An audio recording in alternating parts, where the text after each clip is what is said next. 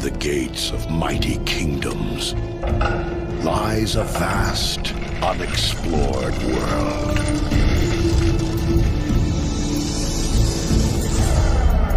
A world of honor.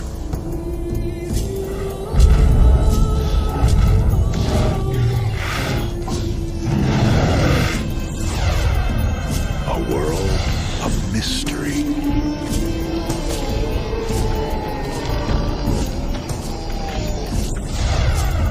A world of danger.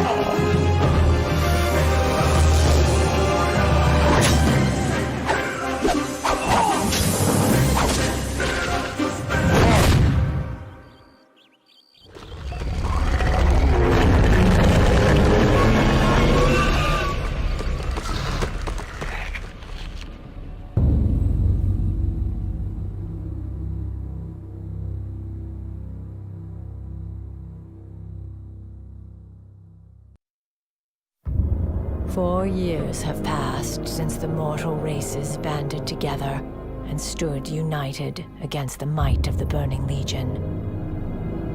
Though Azeroth was saved, the tenuous pact between the Horde and the Alliance has all but evaporated. The drums of war thunder once again.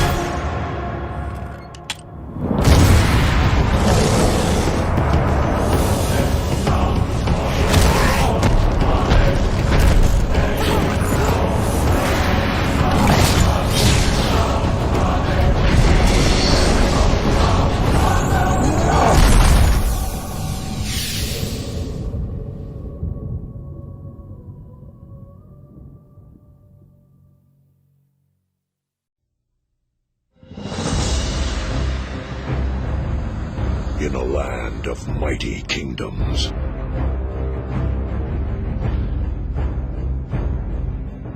new threats emerge.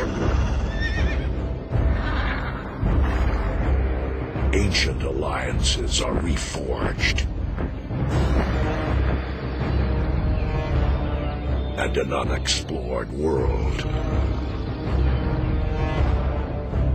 awaits.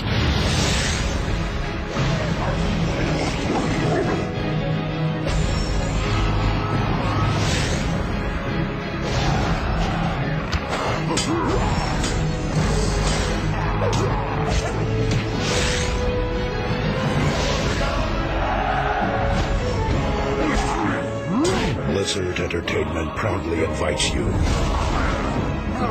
to experience Warcraft from a whole new perspective.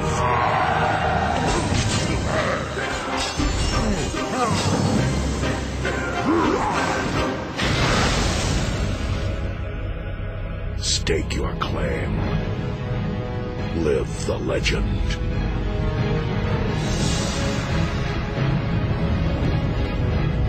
A world awaits. The world of Warcraft.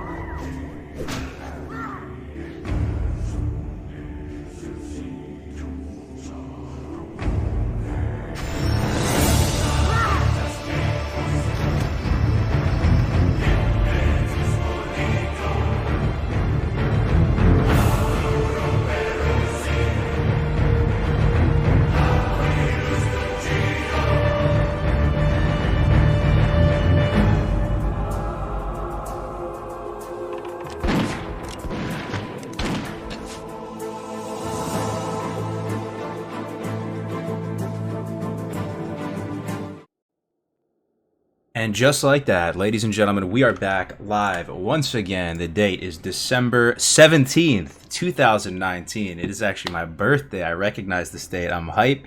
Happy holidays, everybody. I hope everybody's doing really good, having fun on all your respective realms and all your respective characters. You know, I hope you're living your best lives. You're making lots of money. Get a hot girlfriend this year, a hot boyfriend, whatever it is, whatever you're into. I hope you're all succeeding. We're back today. We're going to take good care of you. We're going to be doing a Warlock guide for Molten Core. Alright, so we got some really good people in the house, which we will now introduce to you all you lovely people. Let's do it. Defunct. How you doing, man? What's up, man? Hey, man, I've been playing private servers for like 7 years now. I've been raiding for most of that time. I've been in all different types of guilds, from like the most casual, chill guild to now the best Horde guild in the world, Onslaught. So I'm just here to talk about raiding, talk about MC. Hell yeah. He also streams, right? On Funky, what is it? Twitch.tv Funky Power. I'll be shilling that throughout. Yeah. Defunct has bested me in a couple dual tournaments now. He's definitely has stripes on me as a Warlock. Ale, who's also an Onslaught, told me stories about how in the past, I think it was on Chronos, they used to be scared of this man because he was always outside of Ironforge killing everybody, you know, as a Soul Link or whatever. So, you know, Funky Pot is a freaking your Defunct huge brain Warlock here. We're super lucky to have him. We're gonna be showing the parses, and so I'll throw up the numbers. I'll blow your spot up real quick. Defunct with the 98.8 best performing average. You'll love to see it. It's freaking awesome. What rank are you two, man? PvP now, probably. I just got rank 5, which is kind of disappointing after how much I PvP. Okay, well, that's still pretty good, man. That's still pretty good. And yeah, it's great to have you, man. All right, let's see what else we got here. We got my man Voivod. Welcome back, dude. I'm so happy we're keeping it going. How are you today, bro? Oh, thanks, man. Happy birthday, Cargos. Thank you so much, man. Thanks for having me back. Really appreciate it. Thank you so much, man. I appreciate it. If you could be so kind, I know some of you guys know Voidvid. He's another content creator, has a great YouTube channel, fantastic YouTube channel. Probably, honestly, real talk, best Warlock content in all of YouTube. Because I think you have the biggest body of content. I'm not even joking. If you play Warlock, you actually should really seriously check out his channel. Hopefully, Ahmad can throw the link in the chat. Voidvid, if you could just reintroduce yourself to the stream, your little background, all that good jazz, all that good stuff. Yeah, thanks very much. Like Cargos just said, I make Warlock PvP guides, PvP videos. But anyway, I've been playing Warlock since Nostralius or Nos, whatever, and I've really just been playing vanilla since then. I haven't been playing retail for quite a bit, but I've been playing World of Warcraft since vanilla, and I just really like the vanilla I really like vanilla and classic, so that's my main focus here. Personally, I don't play retail, so yep, that's pretty much it, guys. And real quick, I want to say thank you so much for having me on last time, and all the guys that checked out our last video talking about PvP as a Warlock. And you guys showed me a lot of love by going over to my channel and hit me with the sub. So thanks, Cargos, and thanks everybody in chat for all the support. It's been absolutely great. Hell yeah, man, you deserve it. Which server and guild, real quick, if you don't mind? Maybe we got some people on the same server as you. You never know. Yeah, that's funny that you said that, because people actually said, "Hey, dude, I'm on your server." And they were talking about the stream that we had. I play on a Sulfurous, and then I co-lead a guild called Apex. Apex on Sulfurous. Big shout out to them. As Funky Pot said, he's in Onslaught, one of the best guilds in the world, on Scarum as well with us, and we've collaborated. Our two guilds have been pretty friendly and helped each other out a little bit. And we've learned a lot from them, so that's pretty cool. The rest of us play on Scarum, but last but not least, definitely not least, Big Pumper Crix with the face reveal. How you doing, brother? I heard you're just getting to start streaming now. You got a lot going on, man. How are you, bro? Man, Carlos helped me set up this stream. I'm excited to do it. Just here to talk about lock stuff. Nothing new with me. Yep. Warlock shredding every day. Crix holding down for the Cottonmouth raid, right? Or is it King's thing? Yep. Shout out to all my Cottonmouth guys in there. I see you. Awesome. So here are just, it doesn't, take from it what you will. It's not, you don't want to get too obsessed with parses and all that, but I just wanted to flash them real quick. Crix with the best performing average, 96.4. Big Pumper, 678 on the leaderboards. Defunct with the 98.8. We got Voidvid with the 81.0, and he's not even flasking or anything, right? He actually takes a little bit chill in Molten Core. Yeah, no, I mean, really. Sorry, I don't mean to interrupt, but really, my approach, like to Molten Core, is I'm usually chilling. There's no pressure in Molten Core, and so my parses aren't nearly as good as your guys. All good, man. You really know your stuff, man. You know Warlock like the back of your hand. And of course, your boy here, Cargos, with the 97.4. But all parses aren't created equal, right? I'm going to say full disclosure. I try to pad my shit as much as possible. I try to do whatever it takes. Just to, it's a little mini game. You make the PvE a little interesting. You do the same thing every week. So just keep it in mind, guys. We're going to try and explain things not only from an Onslaught gamer perspective, but really trying to give advice that will also help on the more casual side of things. If you have any questions, this is a live guide. Throw it in the chat. We might miss something. We're not the freaking greatest gamers in the universe. We'll probably miss something, put our foot in our mouths here. So take everything with a grain of salt, right? We could misstep, we could say something stupid, but hopefully by getting four of us together, we can come up with some pretty juicy conversations. So with that said, we're gonna get right into it, guys. I'm very excited for this. This is really awesome. The PvP one turned out really well, and I learned a lot from the PvP one from these guys. So here's the agenda. We did the panelist intros. Boom, that's done. We're going to talk about lock rating, overview, broad strokes, expectations versus reality. We'll get into fundamentals. Mainly when I want to talk about fundamentals, we're going to get into spell hit. We're going to be talking about spell power and how that works, and threat. Three main pillars there. Talk about preparing for the core, talent specs, stat weights, world buffs, consumes, key items going in, rotation, fights, gearings. We're just going to pull up the bosses as we go, and we're just going to spit fire tips back and forth. I am talking too much, so we're going to start with about lock rating, expectations versus reality. Anyone, just chime in and maybe just share what you think about lock rating in general. I mean, your main role as a Warlock is the curses. obviously that's the reason that you guys pretty much get brought to raid, is the curse. Which curses are you referring to? Element, shadows, recklessness. Weakness doesn't really matter at all. It's garbage. So pretty much essential curses. Now, Funky Pot, even in the really big brain clap nights on for Onslaught, when you guys are really trying to pump and set records here, you still have a Warlock in the raid, right? Or what is your take on that? Yeah, one Warlock is absolutely mandatory, because even if you're stacking as many warriors as you can get, big DPS Fury warriors, you need Curse of Recklessness. It's huge. Curse of Recklessness. And can someone just throw it out there? What is Curse of Recklessness? Why is it so important? Reduces the armor. It's like a Sunder armor, basically, but it stacks on top of Sunder. Right. And the curses in general, like the Warlock curses are very, very powerful. They're basically essential. You have 16 debuff slots to work with, right? Those 3 curses, Recklessness, Elements, Shadow, pretty much mandatory curses, and just the standard kind of raid setup, and they help amplify the other people's damage in the raid. What else, guys? Expectations versus reality. What do you think about Warlocks going into it versus what it's actually like? Maybe I don't know. I have some stuff there. Well, now when you say if you're just full Prebis, everybody else is full Prebis, you're all on the same gear scale, you're all spec'd the right way, and you're just going into Molten Core, I wouldn't expect yourself to be the #1 damage dealer. Really, the melee are just going to out-damage you. They should. Along with hunters, should out-damage you. No, I mean, there's a lot to go into that, if you're all, using the right consumables, but, don't expect that you're going to always be like a top damage early in game, because later on in game, Warlocks scale really well, but early game, we're really not going to be, at least for me, I actually am one of the top DPS, but when you're first pre-grade BIS, you're not going to be out DPSing a lot of the warriors in melee. But and just to build off that though, a lot of people ask me all the time in stream, hey Cargos, do I even bother playing a hunter, man? They fall off, what's the point of playing a hunter? The DPS is whack. Like when it comes to the parse game and all that, you're not really comparing warriors to hunters and stuff like that. It's kind of apples and oranges. You're trying to compete against people who are playing your class, right? Like, and so it doesn't even necessarily matter so much to be just the absolute #1 DPS, because it is like comparing apples and oranges. And with that said, if you're playing up at that Funky Pot defunct Onslaught level, it gets pretty min-max, and you're kind of playing in this vacuum, and everybody is super on point and going above and beyond.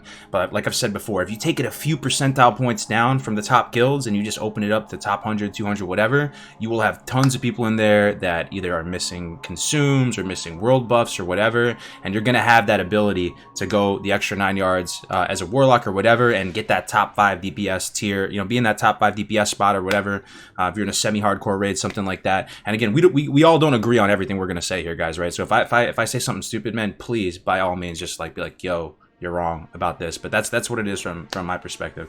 Anything else come up to mind, guys? Not right away. Not that I can think of. Okay. Well, one thing I want to talk about is expectations versus reality. So going into it, a lot of you guys are leveling alts right now, probably, right? The alts is a big thing right now. Keep the content fresh. This is my first rodeo as a Warlock, being a main Warlock. And my expectation was, hey, it's going to be like a mage, man. I just get to press Shadow Bolt. It's going to be awesome, dude. I'm going to be, Netflix on the second monitor. I'm going to be chilling. My feet are going to be up. That was actually very wrong, for me to think that. Now actually living the Warlock, lifestyle and stuff, you have to spend a good amount of consumes if you're trying to, be competitive. Farming the shards is painful, and there's actually a lot of different nuances to the rotation and things you have to be mindful of. Yeah, that's true. Yeah. So it's been a lot more intricate and complicated, and I'm coming from a hunter background, so I'm used to having to work kind of harder than other people, and I used to be jelly of mages hitting Frostbolt and stuff like that, and I was trying to live the good life, and in fact there is a lot to go through. So other things to consider about lock rating, and this is not just lock rating, it's any class when you're doing PvE content rating. It's very, very different, the lines of play you're going to adopt, whether you're doing progression and trying to just clear the content to begin with, or if it's on farm, right? Because there's different guilds at different skill levels, things to keep in mind. We talked about why bring Warlocks. Rotation complex, cost of rating. What do you guys think about the cost of rating as a Warlock? Well, It's not that bad. Now, personally, for me, I'm an herbalist, so I spend a lot of my time, gathering herbs. I stockpile a lot of stuff, but it's not really that bad. Okay. It really isn't bad because you use elixir shadow power. That's our main elixir, and which are made out of ghost mushrooms, which you should have an abundance of because you're in Mara. You know what I mean? That's where all the ghost mushrooms, or Mara and DM have to go. Unless you're flasking, it's not expensive to raid as a warlock. And even if you're flasking, just go chill for a couple hours in one of our farms. Yeah. Yeah, flasking and respecking are what really add. From my perspective, coming from a hunter perspective, not every class can benefit from a flask and get a DPS increase from it, right? You can benefit from a flask, right? But like as a hunter, there's no like flask. You're not gonna flask up you're not gonna get supreme power as a hunter, right? Like, so from my perspective, first time going through this, it's expensive as fuck, dude. Like, I don't know, you have to get the shadow power, you have to get the greater arcane, you have to get the flask. You know, if you're trying to clap, right, and you're trying to like be at the 95 percentile plus type thing. At least from my perspective, I'm broke, man. I'll be honest with you right now. I got like 300 gold to my name, but yeah. How much damage can you do in MC? Where do you guys slot in your respective raids for whatever it's worth? Just generally speaking, you know, you have all the DPS there. Are you top 5 or top 10 or are you at the bottom? Well, my ward, my ward, and on my specific raid, the warriors and rogues obviously, and then it's the lock. Me and the mages are right there, kind of tied. There's one specific mage in my raid who shits on me sometimes, but usually since the 2 melee, then the locks and mages. Oh no, our hunters. I forgot about hunters. Sorry about that. But Nephilim, what KGS? You guys kill it too. Yeah, I should Overall- probably get trash damage a bit more than the bosses because that's where you can really set yourself up. But yeah, warriors are just always going to dominate. Obviously, rogues as well. I just try to compare myself to other warlocks more than anything. But you did say that trash you can differentiate yourself, and they do say like the biggest raid or the hardest raid. The hardest boss of the raid is the trash, right? So that's kind of actually a pretty juicy point there. Especially in MC. Yeah. Okay. Sorry, boy. I would say that personally, top 3. Now, my guild, we don't flask in Molten Core. I don't flask now. I mean, not saying that you guys shouldn't flask. Everybody, it's your call. But in my guild, it does have a lot of good players in it. But we just choose not to flask. We like to chill in Molten Core. Every guild, all players are different. But I'd say I'm rated, top 3. I'm number 1 on Rag, number 1 on Golemag, and I would say that Golemag really is kind of your best way to gauge your DPS on boss fights against all other classes. At least, you can't really do it on Rag because, melee have to step out and stuff. But yeah, I mean, I do really well. That's good, man. I would say Mag is the one because that's a pure single target one. Golemag you can kind of cheat. Well, there's a lot of multi-target fights in Molten Core, Yeah, right? And that's one thing where I think locks can really make some money off of fighting those multiple targets, right, at the same time, and that's where you can, do really well. From my perspective, I think if you're in a semi-hardcore raid or whatever, like, which probably the most of you are right now, like, let's hear it in the chat. What kind of raid group are you guys in? Are you in a super hardcore, bleeding edge guild? You guys more in that semi-hardcore or even casual? It's all good either way. But, if you have a Shadow Priest there to give you that Shadow Weaving, if you are authorized to use Curse of Agony for whatever reason as a debuff in our raid, I do have that, have that privilege, whatever, if you're there. And if you want to pay Priest to give you that Parsing fusion, throw them, 10, 20 gold or something like that, Gillis Part fusions. You can top DPS as a Warlock, man. I'll tell you right now. Like, I believe you can do that with a lot of classes, though. It's not just Warlock. But yeah. All right, let's go to the next thing here. Please, love, give me that power infusion. Yep, Come on. That Parsing fusion, man. It's nice. It is nice. I had it last week. Nice. I had it last week. It was pretty. Yeah. Also on the cost of rating too, just the lips and stuff too. Like there's other stuff you have to bear in mind with too, right? To not like die and cause severe harm to the raid, right? Just carrying lips and watching your threat and stuff like that. All right. Anyway, let's move on to fundamentals. So here's the 3 main fundamentals. If there are other ones, let's hear it in the chat. I want to see which ones we're missing here. We're going to be talking about spell hit, spell power, and threat. Right, we're not the hugest brains ever here, but we can give you a general rundown. Anybody want to take care of spell hit? Well, your hit should be 16%. That's not going to happen right now. So what? I mean, what hit gear is there? Like pre-raid hit gear? There's chest, the star. Star of Mastar, yeah. Yeah, Felheart chest has 1%. Belt. Yeah. Wait, does Belt have hit? Well, there's the Bantok. The Bantok, yeah. But like, if you're talking pre-raid, I mean, really, your chest, you're not going to have that. So what? 2% hit is all you can really have. So you reach this kind of situation, if you guys look at this, right, you'll always have 1% chance to miss with your spells. What does it look like when you miss with a spell? It's going to say resist. It's not going to say miss, right? So against a target of the same level, 4% chance to miss, 3% is needed for cap because you're always going to have that 1%. 1 level higher, it's 5 and 4. 2 levels higher, it's 6 and 5. 3% higher, which are the bosses you're going to be engaging in Molten Core, you have a 17% chance to miss, 16% is needed for cap. You're so far off from it that what is your guys' TLDR on this? You're so far from that hit cap. Does that devalue hit to you, or what is your kind of for me? Now I might not be right. I want to hear what you guys say, but me personally, a little bit early game, I'm looking at crit. I want to get as much crit as I can, and personally, I think the reason that is because of improved Shadow Bolt. I want to keep that dot up as long as I can. I don't know how many warlocks you guys bring to a raid. We bring 3, and then we also bring a Shadow Priest. So the longer I can keep up improved Shadow Bolt dot, the more DPS all around all of our warlocks are going to have, and then also should help out with the Shadow Priest. So that's what I personally choose to do, is focus a little bit more on crit earlier. Now, that being said, still spell power is my main stat. So, spell power should be more important than crit. Mm-hmm. Yeah, the thing about spell hit is you just have to look at it like another variable, like another spreadsheet variable, because you're never going to even approach the hit cap like some other classes can.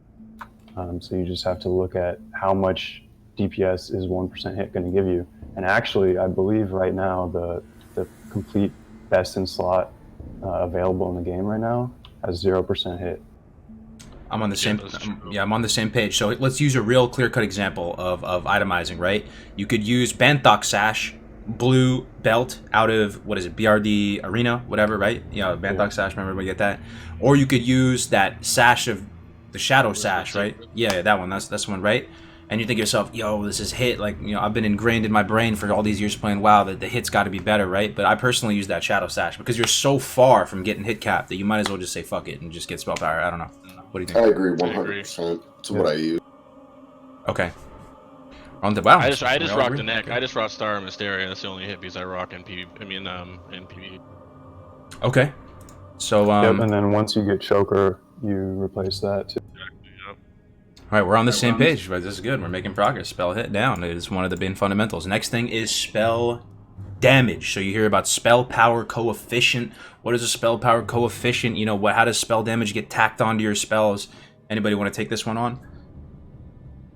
Well, the main ability you're looking at is Shadow Bolt, which has like a 85% coefficient, I believe, which just means that if you have 100 spell power, each Shadow Bolt is going to do, on average, 85 more. And that's just based on the cast time, untalented, of Shadow Bolt, which is 3 seconds. Yep. Anyone else? I can jump in. So, okay, there's two main things, right? There's dots and direct damage. What's a dot? Damage over time, corruption, agony, siphon life, right? Some spells are kind of in between. You have immolate, right, which does some direct damage, and also there's a dot. There's everything in between. And we were talking about this earlier today in the Warlock Discord. Shout out to Dive, shout out to Zephon, all those boys over in the Warlock Discord. You gotta check that Discord out. But anyway, they were talking about siphon life. Even though it's 15 seconds plus, it only gets half the spell power coefficient because there's a healing component to it. But let me back up a few steps, right? Direct damage and dots, they use spell power differently. If a dot is 15 seconds or longer in duration, with very few exceptions, you will get 100% spell power bonus to it. So you're just going to take you know, additively take that spell power and just lop it on top of the dot. You know, direct damage, it's 3.5 second base cast time. You will get 100%. So you have 100 spell power, right? You have a 3.5 second cast. You're just gonna add that 100 damage directly to that cast. But there's not a lot of 3.5 second base cast time. Shadow Bolt is a 3.5 second base.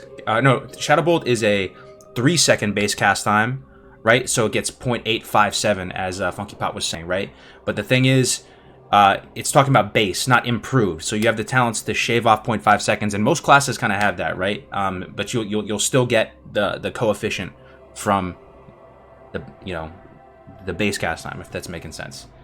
Yeah, you're never gonna lose coefficient by talent. Mm-hmm. It's pretty interesting to see.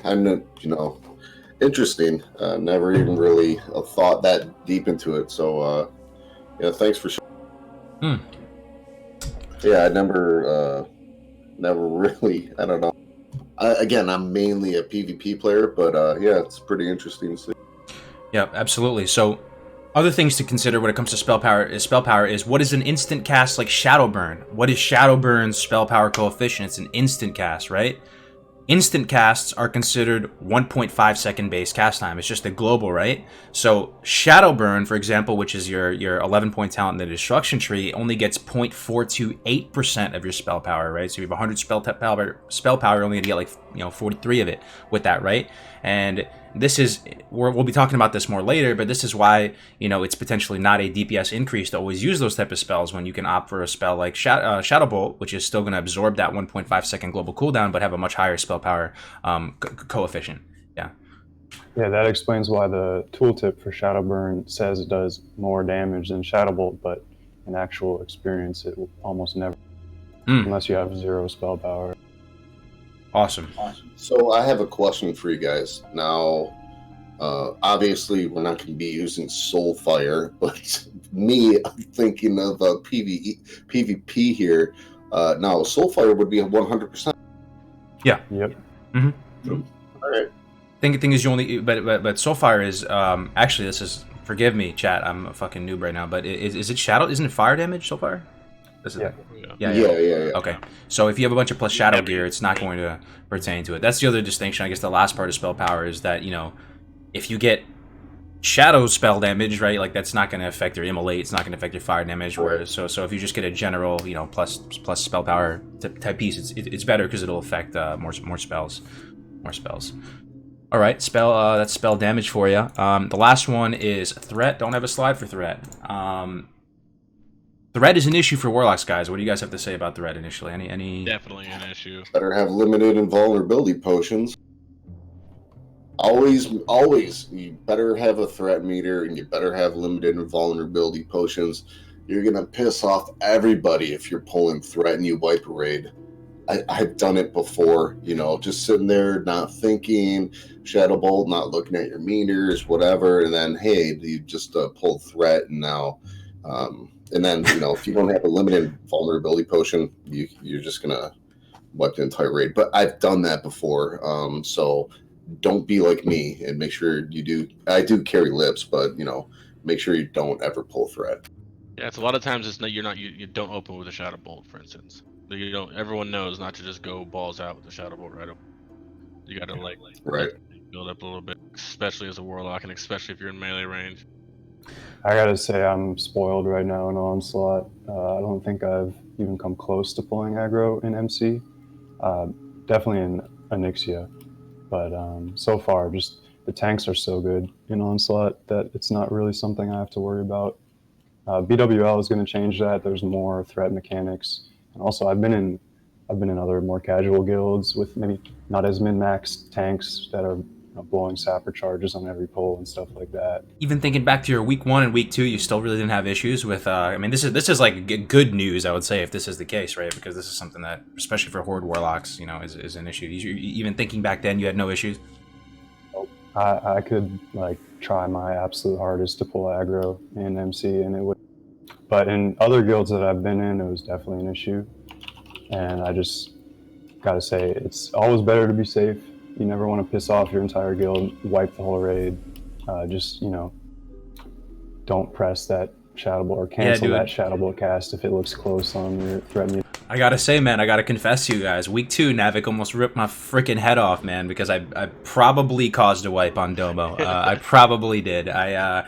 First time going through the Warlock rating, and you get these Nightfall procs, right? So you just fling these Shadow Bolts, and if you get a Shadow Bolt, then like you Nightfall, and they both crit or something, dude. Like you will just jump on that threat meter. It goes up like a huge chunk. Like it's not some linear thing. Like you're like at 5 or 6, and then you're just top. Like and freaking. You just crit, and if you happen to get a Nightfall and you're spamming that button and get a Nightfall proc at the same time, you're just done. Yep. Yeah, yo, I'm not even gonna lie. I'm just gonna send my Nightfall. I got to. Yep.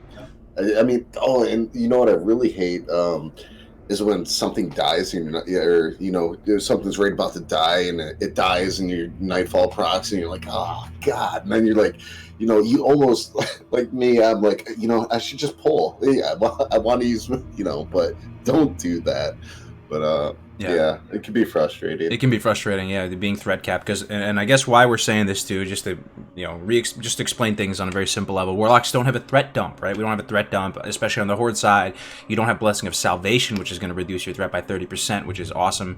I mean, we do have the Shaman Totem, which is what, 20%, 15%, something like that. The threat reduction one, but it's a luxury if you do have that. I'm lucky enough to have that in my group. Shout out to Zub, but pretty much, you know, no threat dump. So carrying around this lip, someone asked in the chat, does it permanently reduce your threat? No, it just temporarily reduces your threat, brings it down to 0. So if the boss is running at you and you lip, it'll be momentarily distracted, but hopefully that's going to be enough time if you just chill for a little bit for the tank to, you know, reestablish threat and get it under control again.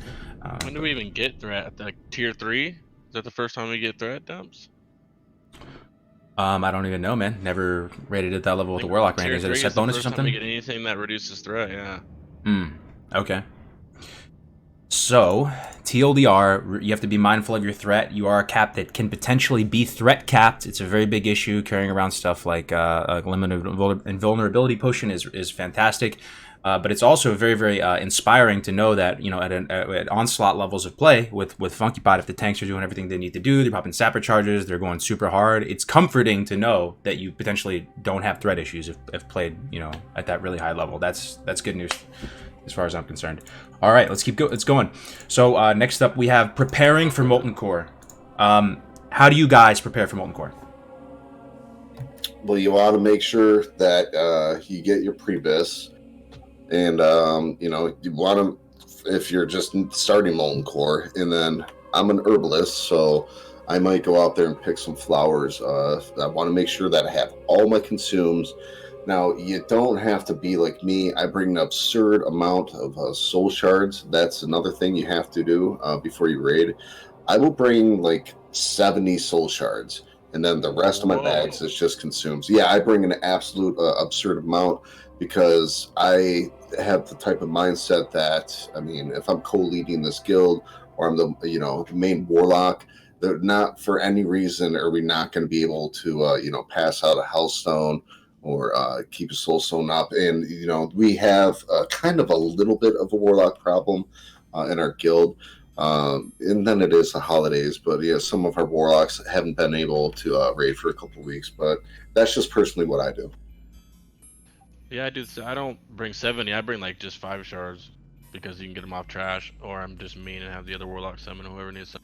Let's get the pots, flask, world buff. Go in there, shred. Oh yeah, world boss for sure.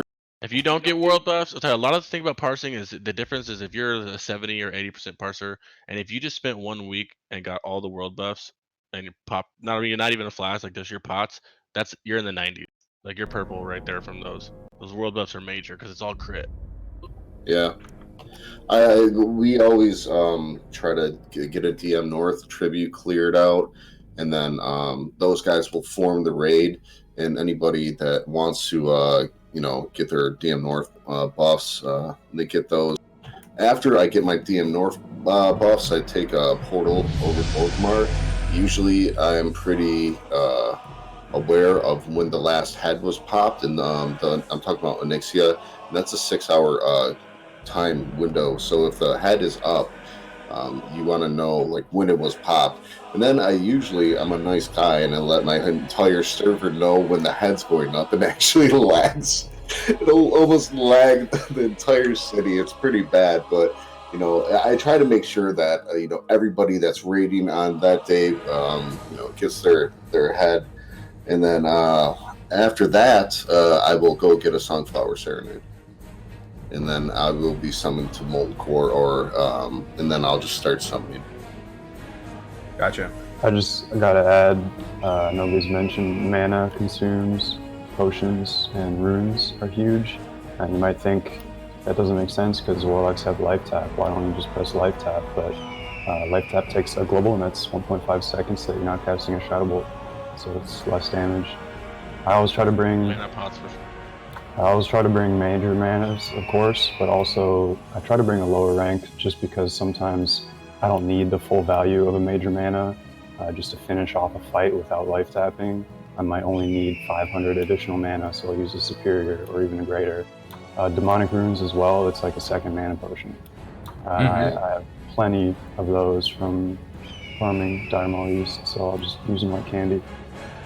Yeah, you should. The cost is a very real consideration in Classic, right? Like, you know, you have to find that sweet spot to afford everything every week, right? So I'm on the same page with you, Funky Pot. Like, I very rarely ever use a major mana potion, right? I'm just going to use the superior one because they're so much cheaper. They hit that sweet spot in terms of value. Huge sub donation from Lopsided Karma. Thank you so very much, dude. 5 tier 1 subs, and Storm with the Twitch Prime 2 months in a row. Thank you guys so very much for your continued support. I really do appreciate that. So pretty much, if you're PvP spec, if you're some other farming spec, you're just going to respec, you're going to farm up some soul shards. I over-anticipated how many soul shards I would need. I would show up with a ton of soul shards, and then I would get there, and we start clearing trash, and then, you know, you can make so many soul shards off trash. So I kind of am a little bit lazy when I go to raid now. I maybe have like 15 shards on me because everybody's supposed to be at the same place together as a guild, and then get your buffs in Orgrimmar, then all Heart the Kargat together, and you ride over together. So there really shouldn't be too many summoning. Sometimes it happens, someone dies, something messed up happens, you're gonna have to summon people. But I found that once you get into the rhythm of things, you don't really need a ton of soul shards, at least in our raid, because you can get a ton off the trash. But maybe I'm just a slacker. Grab your PvE gear, your Oni neck, grab your consumables out the bank, get your world buffs, and pretty much get ready to put that work in. That's pretty much it for preparing for the core. Okay.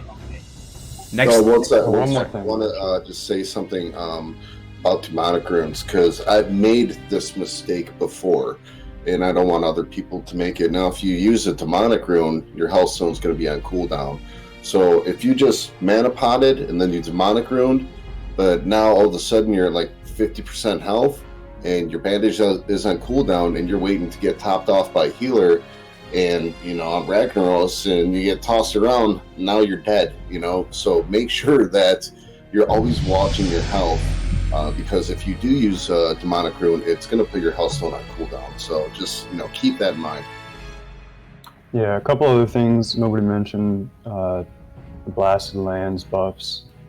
You can get 25 intellect. You just have to turn in some drops from the mobs around the area, or you can buy pain the in drops. the ass to do those, but yeah, absolutely. Yeah, I just buy them on the auction house. It's like 5 gold for the 1 hour, and that 25 intellect is, you know, pretty minor, but it can make a big difference. It can be the difference between making it to the end of a boss fight without life tapping or not. And one more thing. The most important thing for any DPS class is to stay alive. You know, you don't do any damage if you're dead. So we've already talked about lips, limited invulnerability potions, but also greater fire protection potions are huge in MC just for staying alive. If you really want to make sure you stay alive, you can just keep one on you at all times.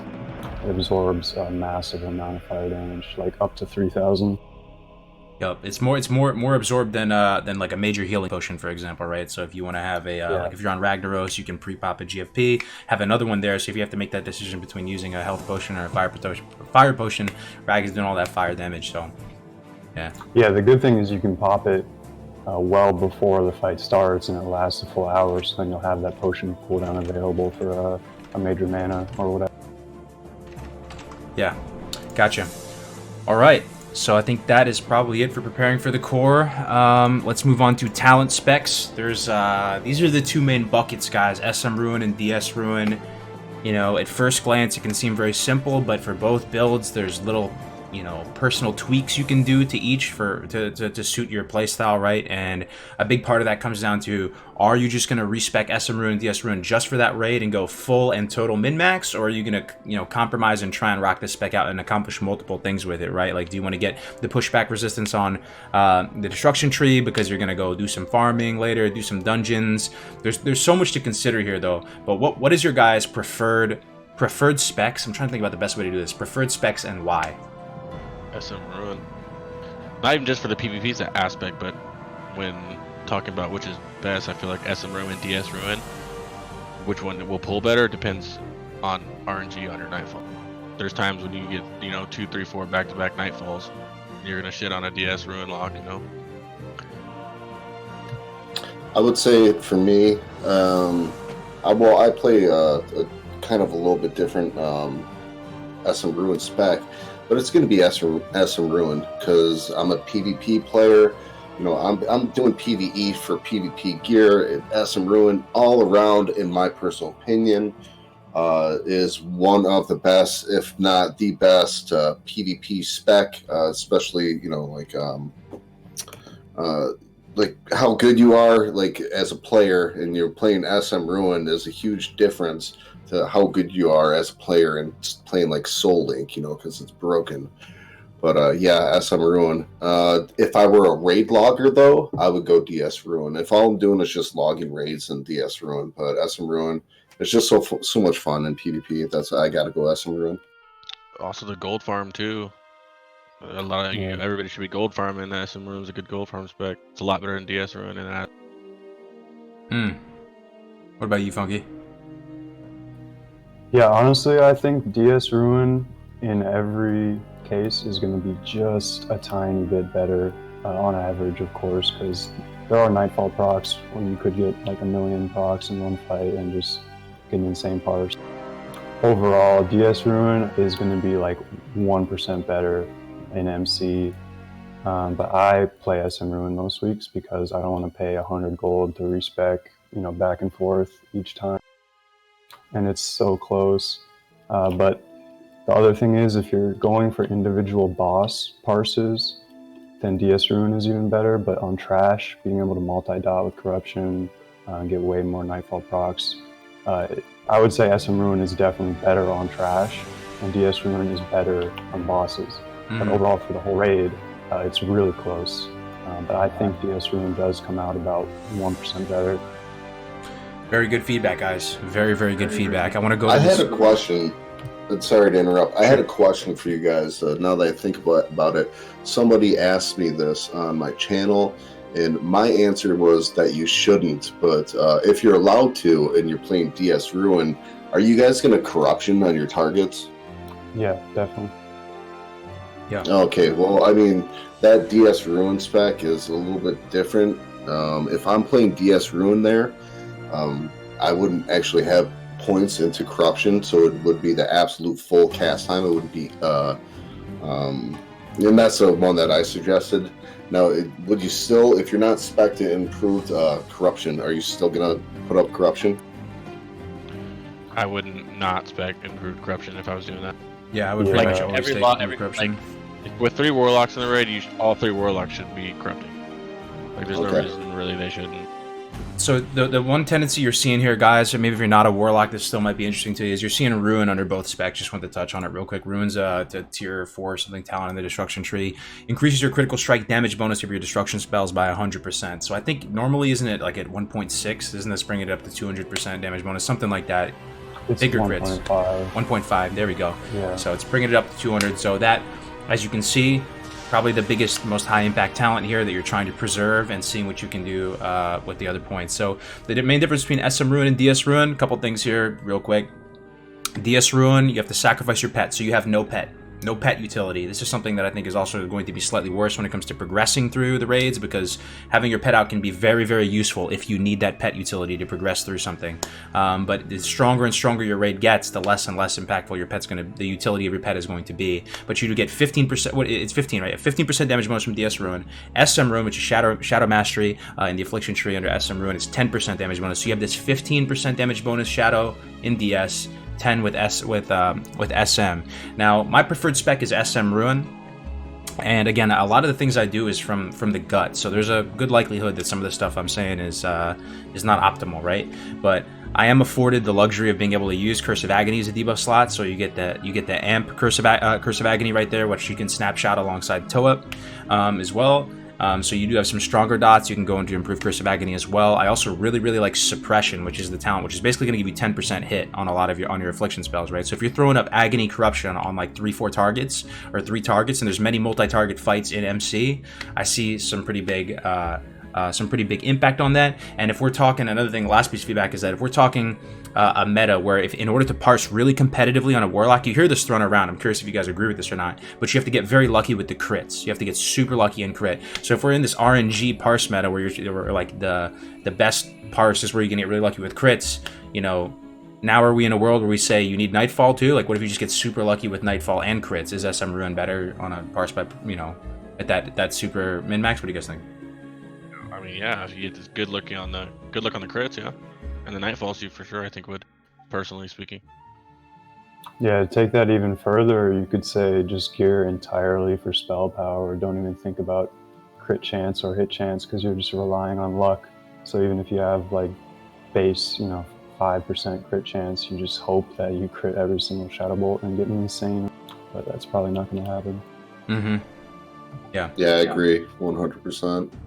Yes, we're sort of on the same page here. Either way, I do see value in SM Ruin if you are progressing through Molten Core. Just having an on-demand Void Sack is really nice. I do that quite frequently, you know, like where you just get that absorb. As far as the healers are concerned, you're pretty much lowest prio to heal, and oftentimes you have to take care of yourself and stuff, and you can, you know, do a bubble bandage or make some plays like that, and the Fell Hunter to dispel Ignite Mana off. We'll get into more of that later. Is really nice. Or you could use a Resto Pot. But if you are SM Ruin, you free up a potion slot, and you can use a Mana Potion or something like that.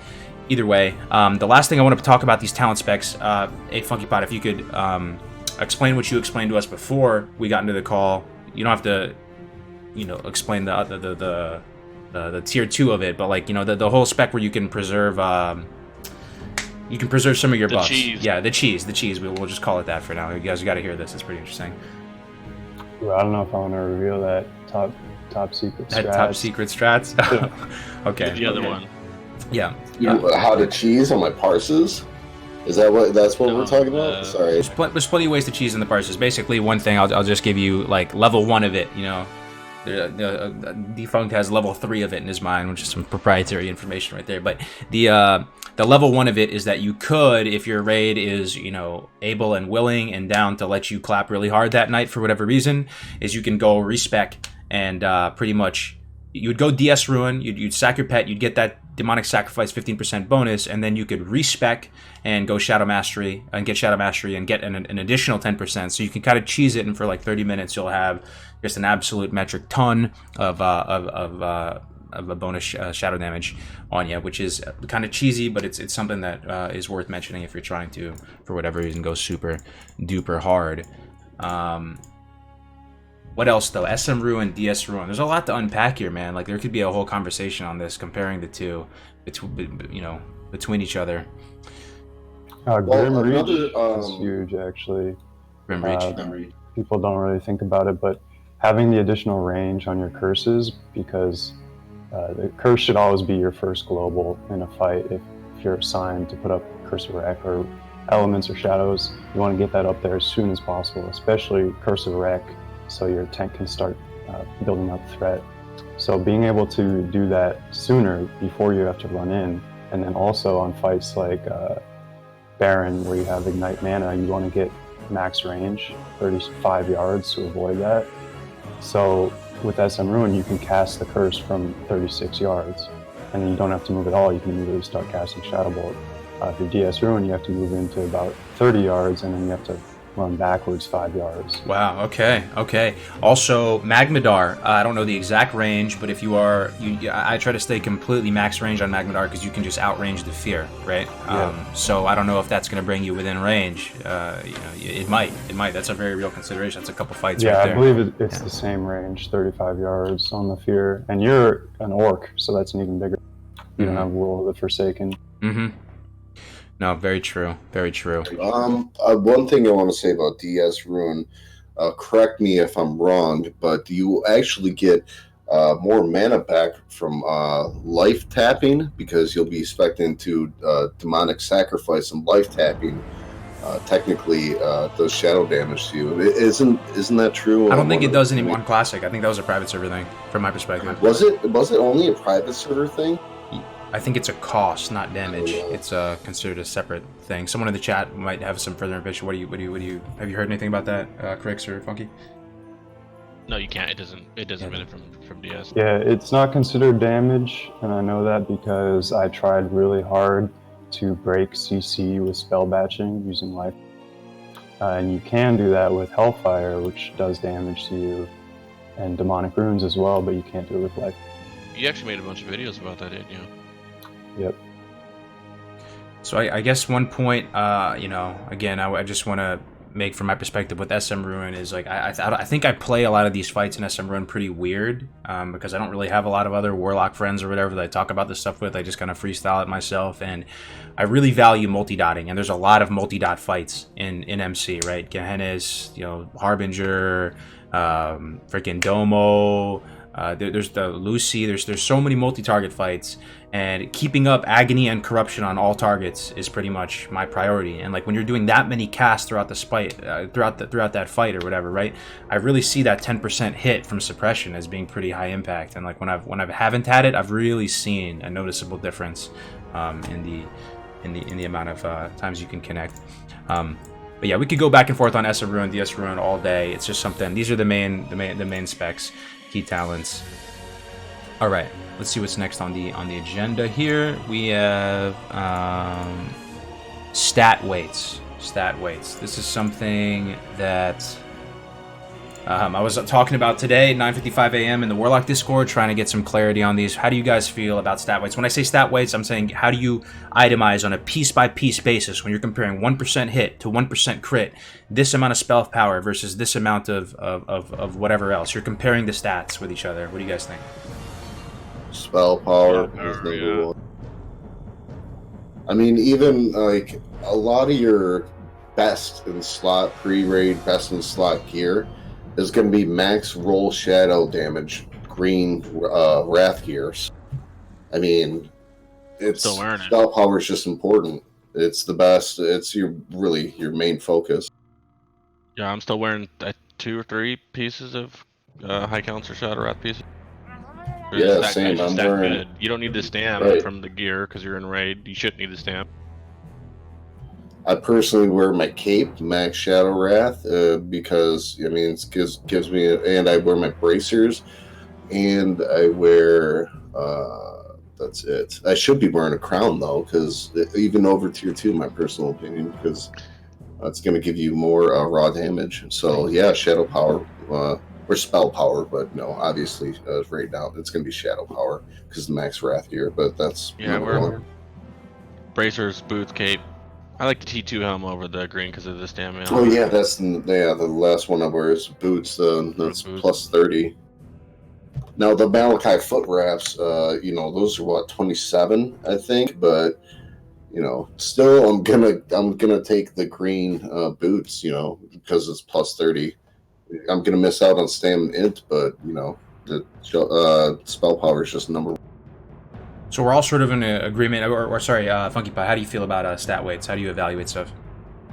Honestly, most of the time, the decisions you have to make for a Warlock are very straightforward in gear. There's going to be some pieces that are really close in value, and you're going to maybe want to use the sim on the Warlock Discord and find out which one is just slightly better.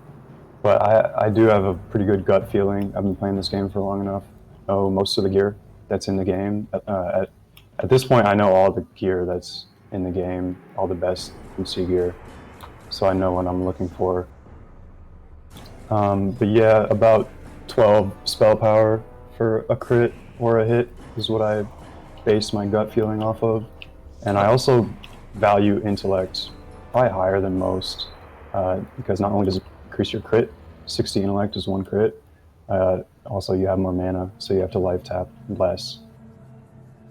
Very true, but also health is a consideration too. It's so hard to say, right? Because you can convert health to, to mana at a favorable exchange rate, and you have to stay alive, right? As long as you're alive, then you're good. You're good, right? But you have either it is a consideration. So I like that. This is something that I really tried to push into the Warlock Discord today to try and get a hard value. 12 spell power to a hit, 12 spell power to a crit. It gives you something to work with. I'm thinking of an actual itemization choice you'd have to make. What about trinkets, for example, right? Your 13 slot is likely going to be toe up if you have that. What are you throwing in your 14 slot? Are you going to throw in the Eye of the Beast, the crit trinket? Are you going to throw in Briarwood Reed? Are you going to throw in the Dire Maul thing? What do you guys think? So that's where you're really comparing crit to spell power right there. Good question. I use Reed. Yeah, well, good. Yeah, it's a very good question. I had somebody asked me this on my YouTube channel. But the answer should be Reed.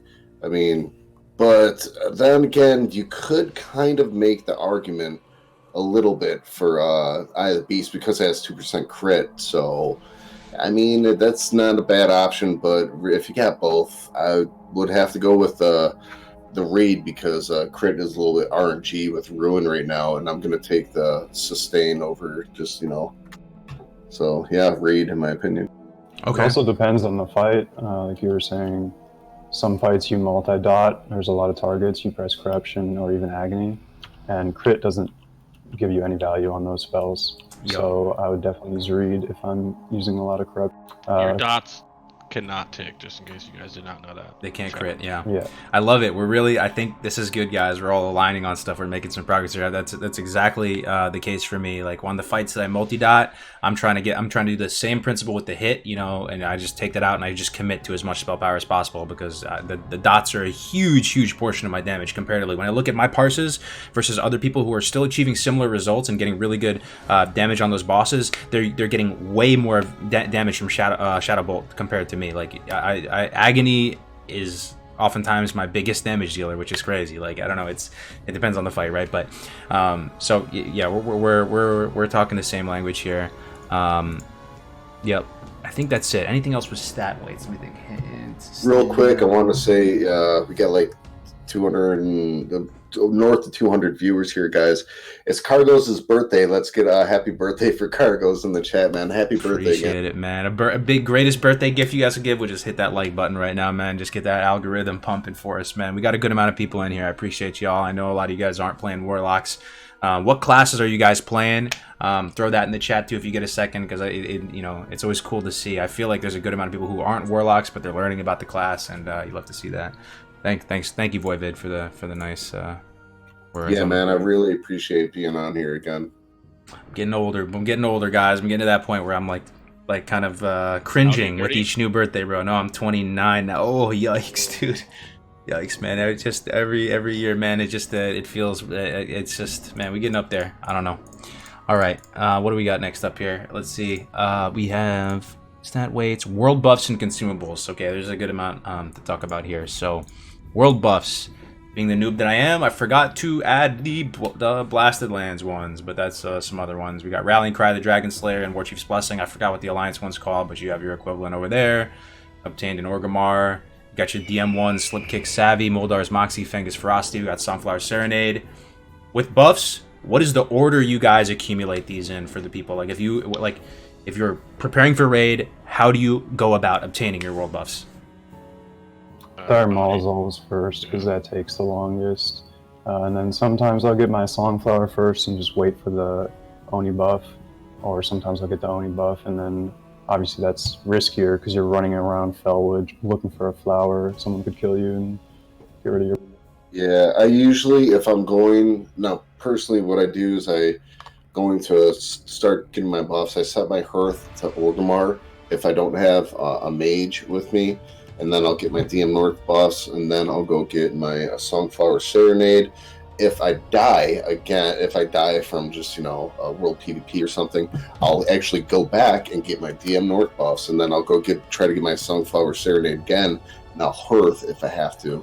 Fly to Felwood, try to get my Songflower Serenade, and then usually I know all the time when Rallying Cry of the Dragon Slayer goes off. That's one it's every 6 hours it goes off. I usually, know when it's going to go off. So I'll either hearth or I'll log out and I'll just sit there and camp the buff. Gotcha. The good thing about the Blasted Lands buff too is that it's like a thing you get right in your inventory, so you just pop it when the time comes, right? That's pretty clutch, actually. I've never gotten it for raid. It's a unique consumable, so you can only have one, which kind of sucks. So you have to go turn it in every single week, get another one. But then you just keep it in your bags until you enter the raid. It's worth having. I think now later on, the Blasted Land consumable will be replaced by the ZG consumables. What's it called?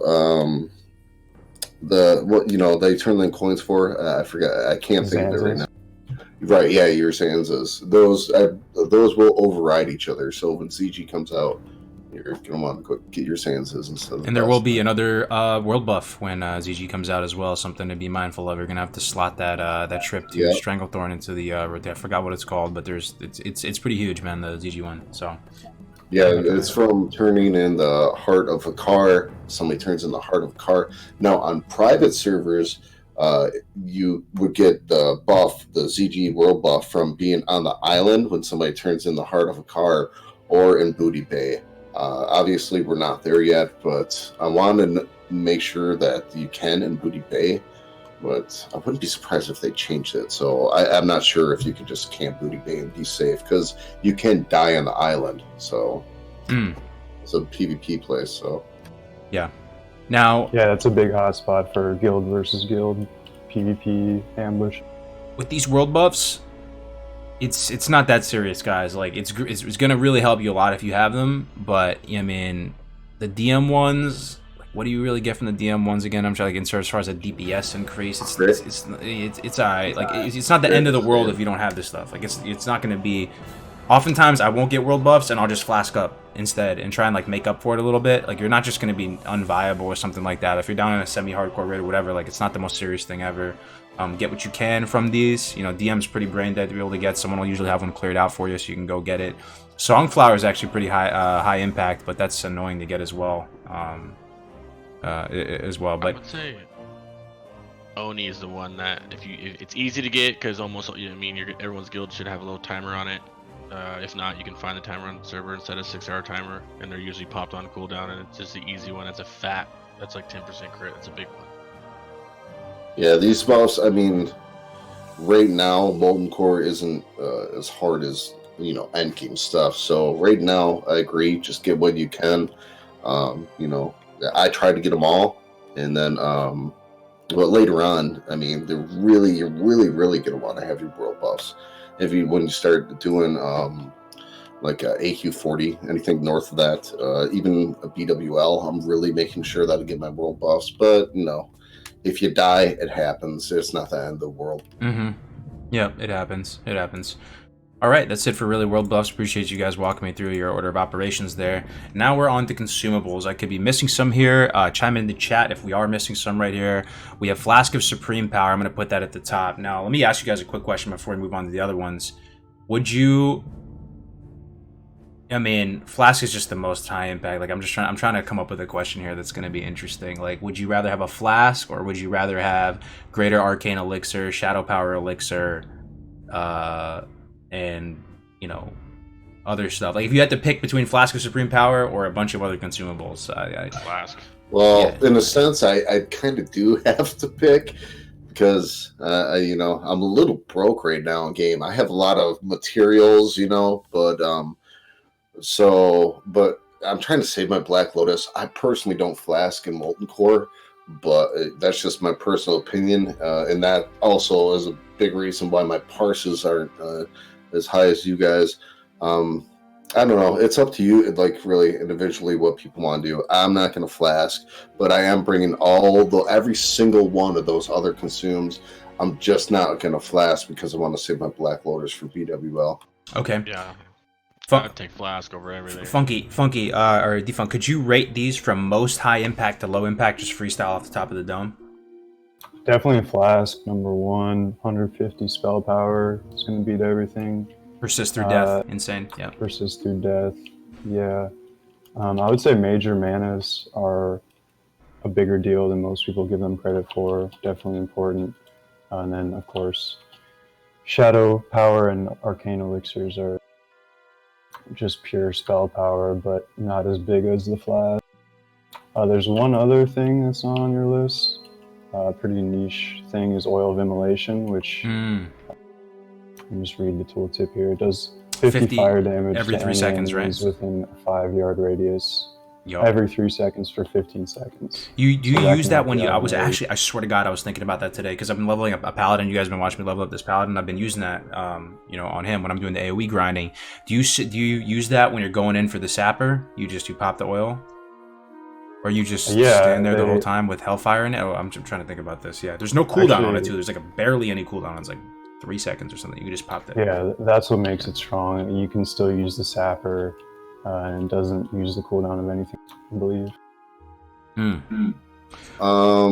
Consumable.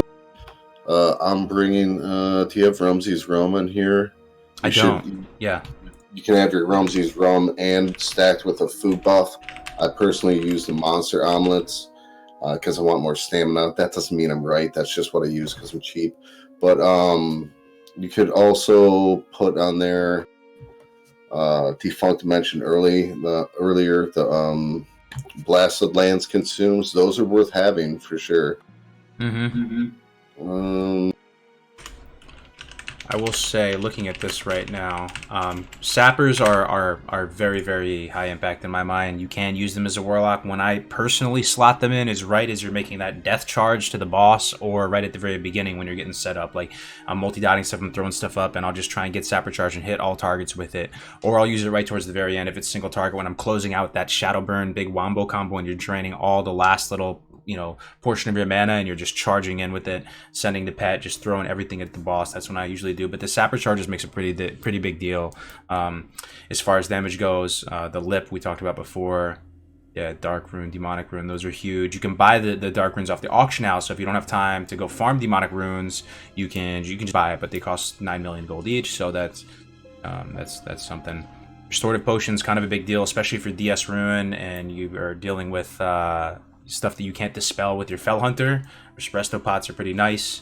A lot of the stuff you're going to have to evaluate based on how strong your raid is too, right? If your raid is absolutely just slaughtering the bosses in 30 seconds, you're not going to need a lot of this stuff, right? Like, potentially, you're not going to need... probably won't even need resto pots or, stuff like that, but, yeah. Also, just for those that don't know, you can stack your Shadow Power Elixir with your Greater Arcane Elixirs. You stack. A lot of people don't know that, but they stack. And I mean, it changes later on. Right now, where we're at, we don't have Brilliant Mana Oil, but when Brilliant Mana Oil comes out, you always want to make sure you have. Or I'm sorry, Brilliant Wizard Oil. Yeah. When does that come out again? Is that Phase 4? ZG. Yeah. If you were going for an absolute clap night and you're set up with your guild to go super hard, just think back to that world. Were you there on that world record, or I don't know if it was world record, right? For a little bit for onslaught. Were you in that one? For a few hours, yeah. Okay. No, I wasn't in it. We only had one warlock. Okay.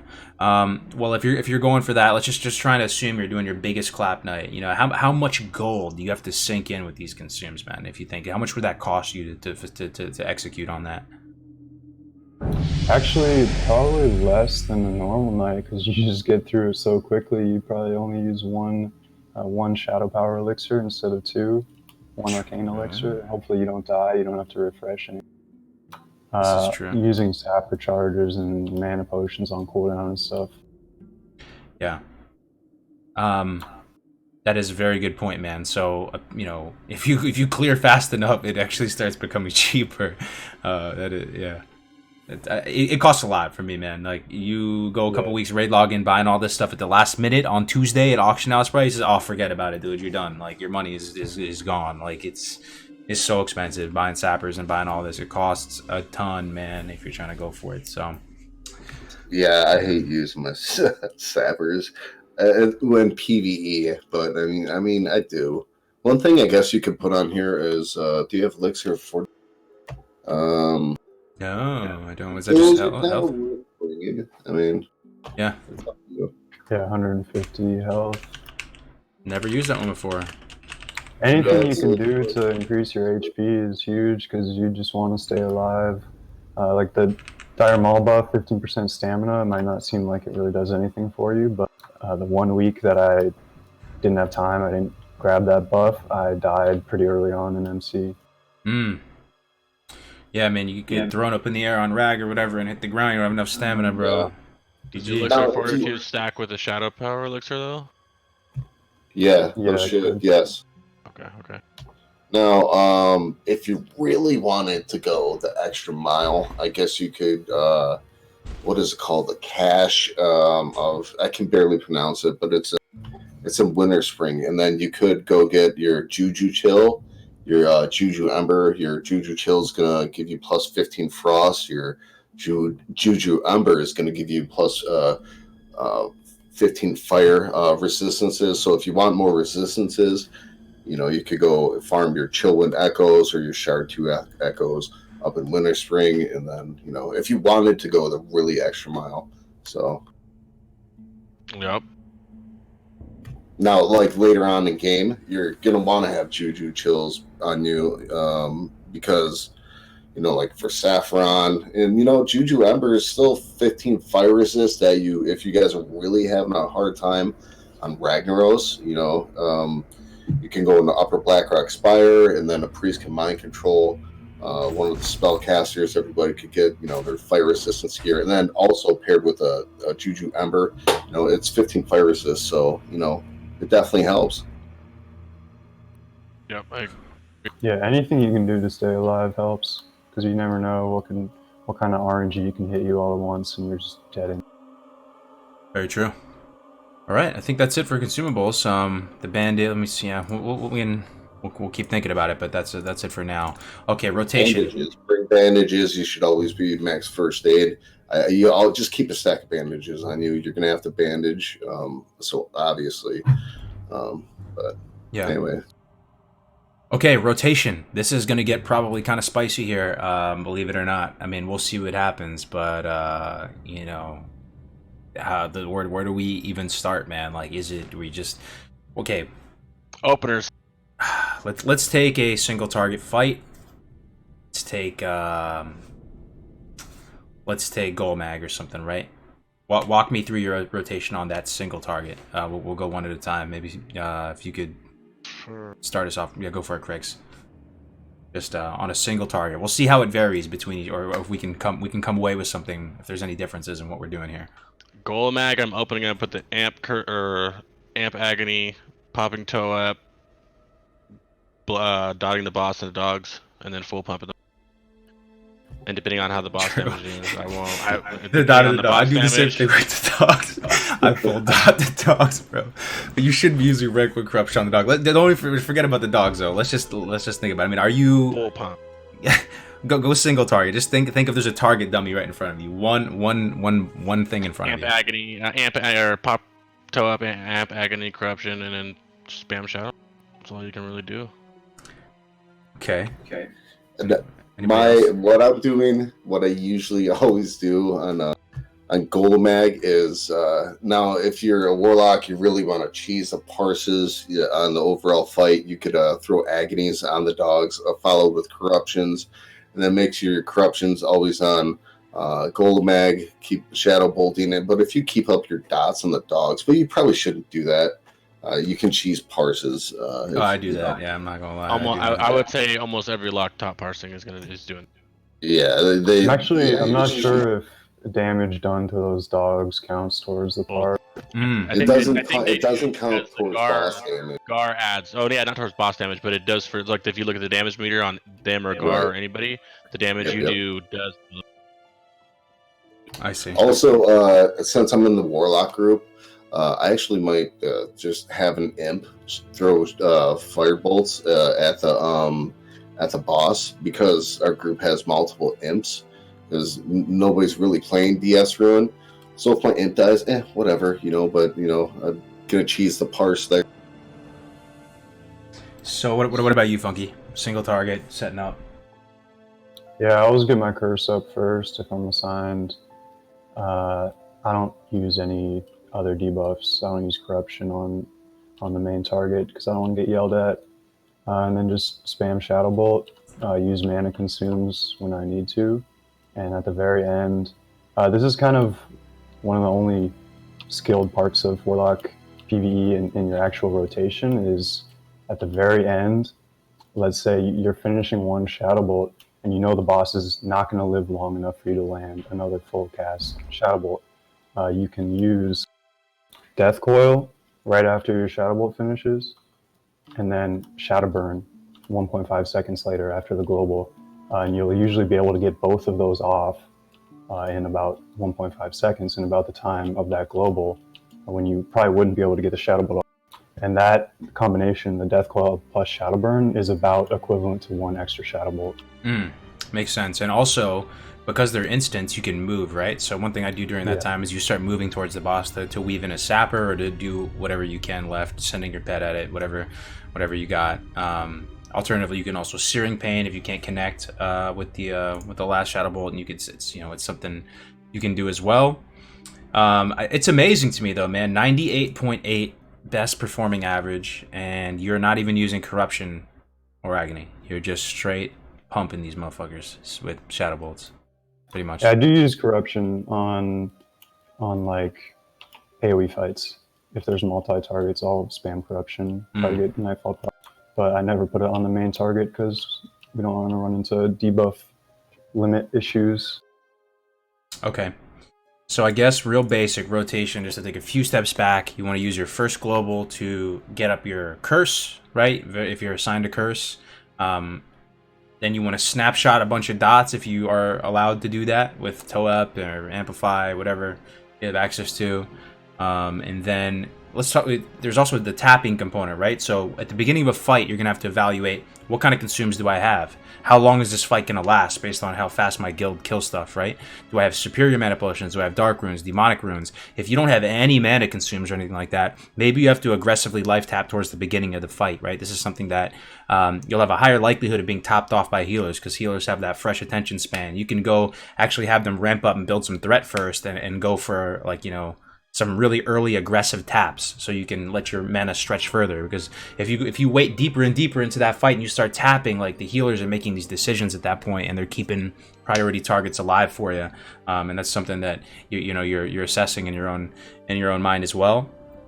For me, on a single target fight, one of the things I think separates my parses a little bit, if you look at my logs, is that I'm always using a Necromancer effect. I try my very best to do so, whether that be the Ancient Cornerstone Grimoire, Bear Off Peasant Caller, whatever it might be, the Dragon Ling. Sometimes the AI can be a little bit wonky, and you'll pre-pop it, and it just doesn't do anything. It's all good, but some of the times it makes a very big difference, and that skeleton will do 6% of your damage sometimes, or more, and it's something that's available multiple times throughout the raid.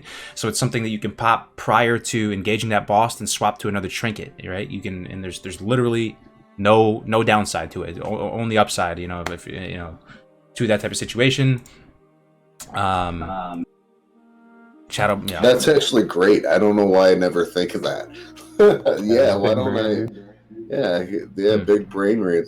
Yeah. Only time I really think of using battle pets is later on in AQ40 against Huhuran, because they can absorb some of the poison bolts. But yeah, that's definitely a nice little big brain there. 6% damage, man. That's really nothing to laugh at, dude. Smart. That's 6% damage. Yeah. That, and if you send in your imp, if you really want, because you're in a Warlock group, and not every Warlock's really going to do that. So if your imp dies, you're not losing your blood pack. But that's another thing that's a little bit strange. Like, I don't really have good PvE gear. My PvE gear is kind of trash. I don't have a Mage Blade. I do have a Toe Up. I raid in 5-piece tier 1, man. Like, it is what it is. I'm in a semi-hardcore raid group. So the interesting thing about that is you get the resistance set bonus, right? And I use the Fell Hunter a lot of the time because it's pretty useful. So just in the same vein of with hunters maxing resist on their pets so that they will stay alive in Molten Core, your Fell Hunter is going to have a lot of resist on him, and he can actually stay up there. So what you can do is you can send in your Fell Hunter to when it's safe to do so, to get a little chip damage with him. And it's something that you'll see pop up on the logs and be like, oh, that's pretty. I've had some interesting parses where Navix looked at my parses and be like, dude, what the fuck are you doing? You have 6% damage from your skeleton. You have 8% damage from your Fell Hunter. What is this part? What am I looking at? Yeah, that's smart. Yeah, it's you can do weird stuff like that. How much damage does your Fell Hunter put out? I couldn't tell you. I think Imp does the most DPS out of all the pets, but you don't have that utility there, and he can often just be cleaved down because there's no AoE damage reduction vanilla, right? In later iterations of the game, they have this like 90% AoE damage reduction for pets, something insane like that. There's nothing like that in vanilla. So from a hunter perspective, getting your pet resist cap for the right raid is going to be a prio for you, and the Fel Hunter already has high base resist, and you put that set bonus on there. It's something, if that's the gear you're rocking, make use of it, get a little value from it. So thoughts on Siphon Life, Immolate, these types of things. Well, how do you guys feel about this? DPS increase, DPS decrease, ever worth using? Don't use them. Siphon Life, I Siphon Life Oni. That's it. Yeah. Yeah, right, because no melee. You don't have melee debuffs. It should all just be dot damage on Oni when she's up. Yeah, I would Also replace Curse of Doom. I'd replace my Recklessness on Oni when she's in the air with a... I don't use Recklessness when she's in the air? No, like, people put Recklessness on, like, at the beginning. Oh, yeah, just because a lot of people are just using white damage. So if I'm on Recklessness and then she flies in the air, I'll just switch it up to... Mm-hmm. Yeah, phase 1's Recklessness. When she goes in the air, pop everything. 1 amplified or Agony, and then I do... What were you saying about Doom, Funky Pop? What were you saying? Because I was just about to say something about Doom too. I'm interested in what you think about Curse of Doom. Yeah. Well, other than, I believe amplified Curse of Agony is better DPS, but once you use that cooldown, I think Curse of Doom is the best DPS curse, and it's also only 1 button press compared to Curse of Agony. 100%, dude. So For example, on Domo, the damage to execution is insane, right? Thing is, there's a cooldown on it. So what I'll do is I'll throw up Doom on Domo like a freaking memer, right? I'll do it, but it's 1 global, right? And it's just a little padding right there. On Oni, dude, I'll start it with Doom because they're all like, we don't have like the potentially big brain onslaught strat. I don't know what you guys are doing on Oni, but we go light DPS, right? Like, and they're very sensitive to threat. So fuck it, man. I'm gonna throw up Doom, and then when she flies up in the air, it's gonna pop, and I'm gonna be fine, right? You got to be creative, man. Think outside the box and do weird stuff. Here's another thing too. If half your raid dies and you're not making use of the debuff slots and you're fighting for your life in there are use cases for Siphon Life. There are use cases for Drain Life. There are use cases for everything. You don't have to be fixated on just doing one thing and one thing only. You can do some weird stuff. Make a Hellstone mid battle. Think on your feet and adapt, right? Like if you're not getting value from the full row of 16 debuff slots, throw it up there. If it's going to keep you alive or something like that, right? Like if That's a good little tip on Doom.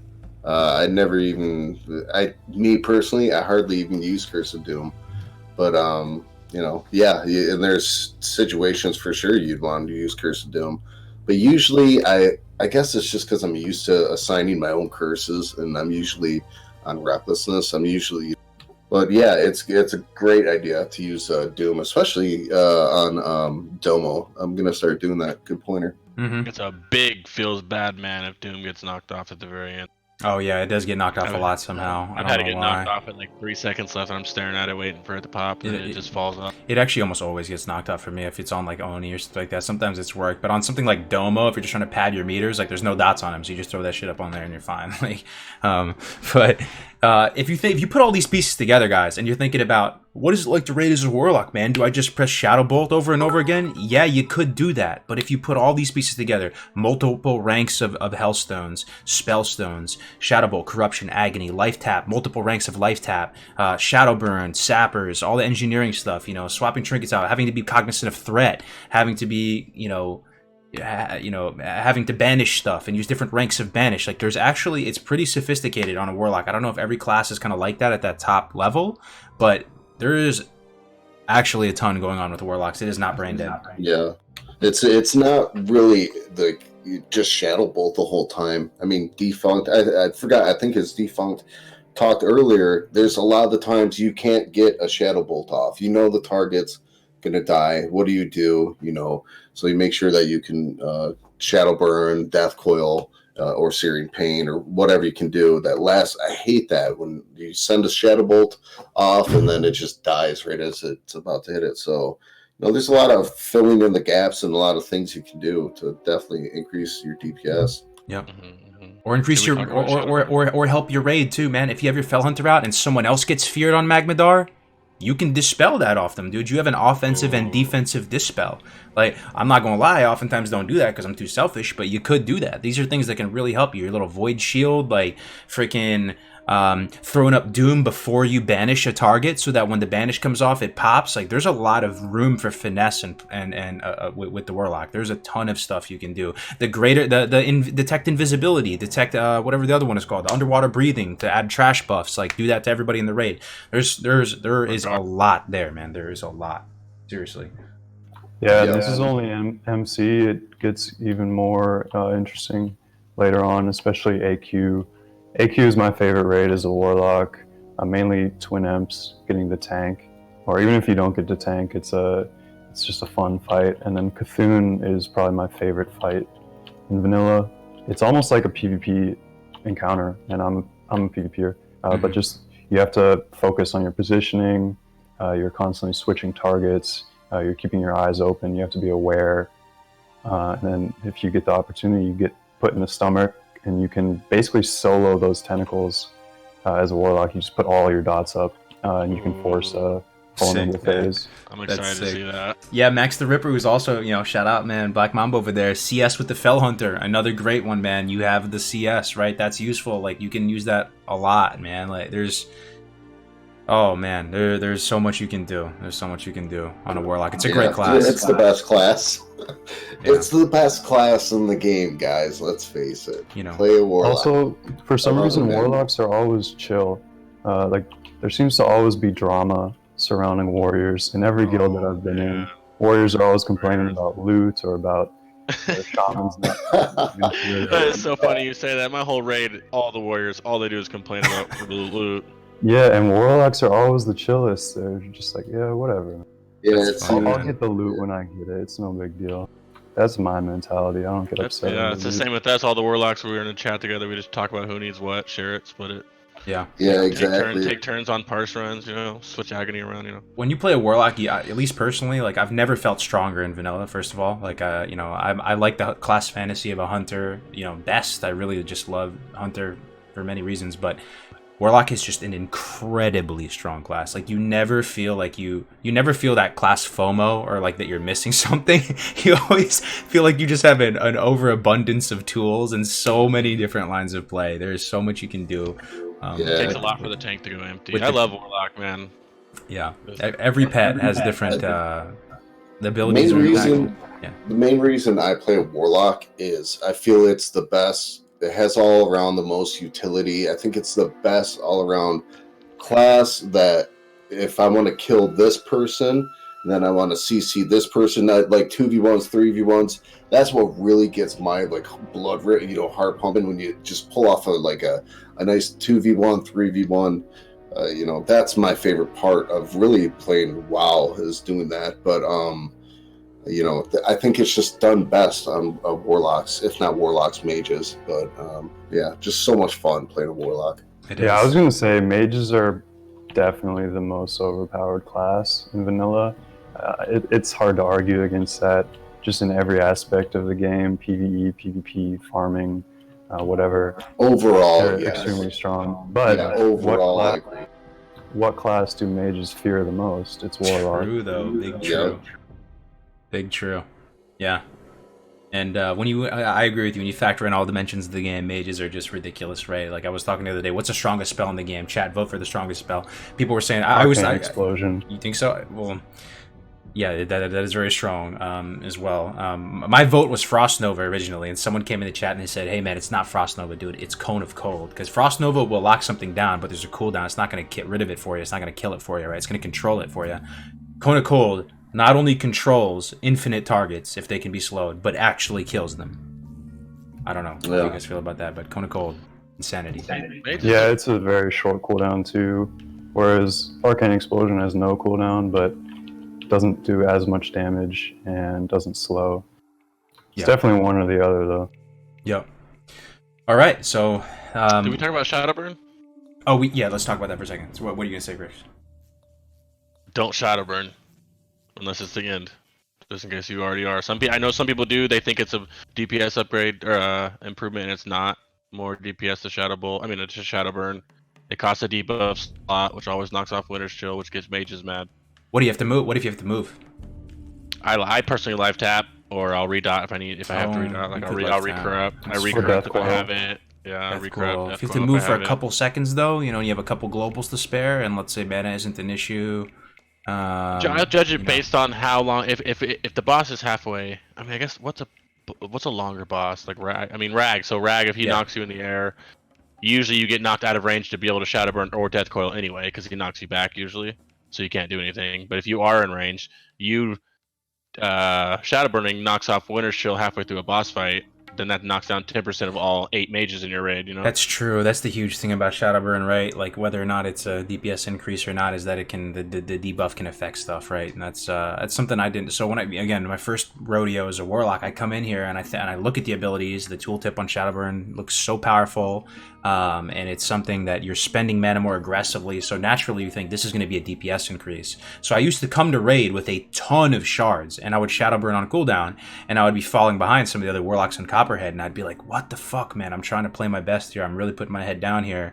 And I just keep looking at the parses, and I'm like, yo, this man over here, my man Eternal, he's never using Shadowburn, like, and his parses are so good. And you start to learn through experience that for some reason it doesn't increase your damage. Yeah. I think a lot of people do that because it's so good everywhere you go. Mm-hmm. So you get PvP, you're using it, but when it comes to raid, it's not. I mean, someone said in chat that it's a DPS increase when you're using Toep. I personally am not going to waste any globals in Toep because I want to start Shadow Bolting as soon as possible. If anything, I would never think tried it's the that opposite. Yeah. I don't know what the logic is behind that because the coefficient is not. Yeah, the coefficient of Shadow Bolt is much better. You're going to gain more DPS from each point of spell power on your Shadow Bolt than you are from Shadow. Immolate, it would be a DPS increase, but it's a debuff slot. Also, so many bosses are fire immune. Yeah, there you go. What about on trash, though? Let's think about this. Is there a use case for Immolate? Let's put our collective brains together. What is the use case for Immolate? Let's think about it. I don't know. Is it a DPS increase? It's fire. You know, your shadow damage isn't going to be doing anything for it, is it? Barely. Yeah. I mean, the only way you would use Immolate is, like, maybe on trash, but you can't use, like, in Molten Core, you, like, the fire elementals are really the only thing that are going to be resistant to the fire or immune to it. So, but I mean, personally, nah, I don't. I won't use Immolate. I won't use Siphon Life. I won't Drain Life. Now, I am guilty of a Shadow burning right after a Shadow Bolt. I probably shouldn't do that. But, so I guess I'll stop. But in the beginning, Immolate, no. I never use it, really. Okay. Can you think of anything funky or no? Is it just not non-starter? Yeah, in MC and BWL, I think pretty much all the trash is either fire immune or has high fire resistance. So I don't think it would ever be worth it to use Immolate. Yeah. But once you get to AQ, that could definitely be something to. Okay. Another thing I want to talk about here, and I don't know much about this, admittedly, is AoE rotation, right? So you have Rain of Fire, you have Hellfire. I find myself just trying to Hellfire as much as possible. It's the type of thing where you're within melee range, though, so their threshold for threat, which we talked about a little bit earlier, that threshold is going to be lower, so you have a higher chance of pulling, but, you know, maybe that's a non-factor for you guys. I hear so much about this sacrifice your Im for improved fire damage, you know, put corruption on everything in Hellfire. Do you guys know anything about that? I'm very out of scope there. It makes, I think if the mobs are gonna live long enough, you're gonna definitely improve your AoE DPS with throwing up a corruption first as much as you can, and then I will run in and start Hellfiring. While I'm Hellfiring, I'm gonna tap around, and then and I'm gonna start adding corruption again, and then I'm just gonna keep Hellfiring. That personally, and now I'm not going to do that on something that's going to die right away, like the imps in Molten Core die pretty fast. So, you know, but the dogs, you know, you can actually keep padding the meters after they die. So if you keep putting up your corruptions on everything and then just Hellfiring, I mean, you really can. Pretty insane. Agony Corrupt running in Hellfire is pretty insane too. We double pull packs. You can double pack it, so you don't really have time to sit there and spread the dots all the way around. But like as you're running, you corrupt and hellfire. It's tough though, because there's got to be a break point where it becomes no longer worth it, because like every second that you're targeting a new thing and reapplying corruption, it takes 3 seconds for corruption to tick, and every single time you're doing that, you're missing a potential hellfire tick on a bunch of mobs, right? So it's really hard to know. It's like this gut feeling type thing. I assume you guys just cleave down the Gar and all of his little minions, right? Funky, you just we kill Gar first. No, we don't cleave Gar yet. Maybe at some point we will, but we kill Gar first and then individually take out the ads. Oh, you do? Okay, we're on the same page then. I know that there's some. Yeah. Okay. Well, let's just say that let's just say, gun to your head, you had to parse as high as possible on the hounds in front of Magmadar. Those packs, you're gonna pull 2 packs of those core hounds. What would your approach be with that? As I'm running into range, use corruption on as many of them as possible. If I was DS Ruin, I would sack the imp. But the thing you have to kind of have your gut feeling on is this additional corruption going to add more damage than 1 global of hellfire? So basically 1.5 ticks of hellfire, where let's say you're hitting 250 damage on each mob in range.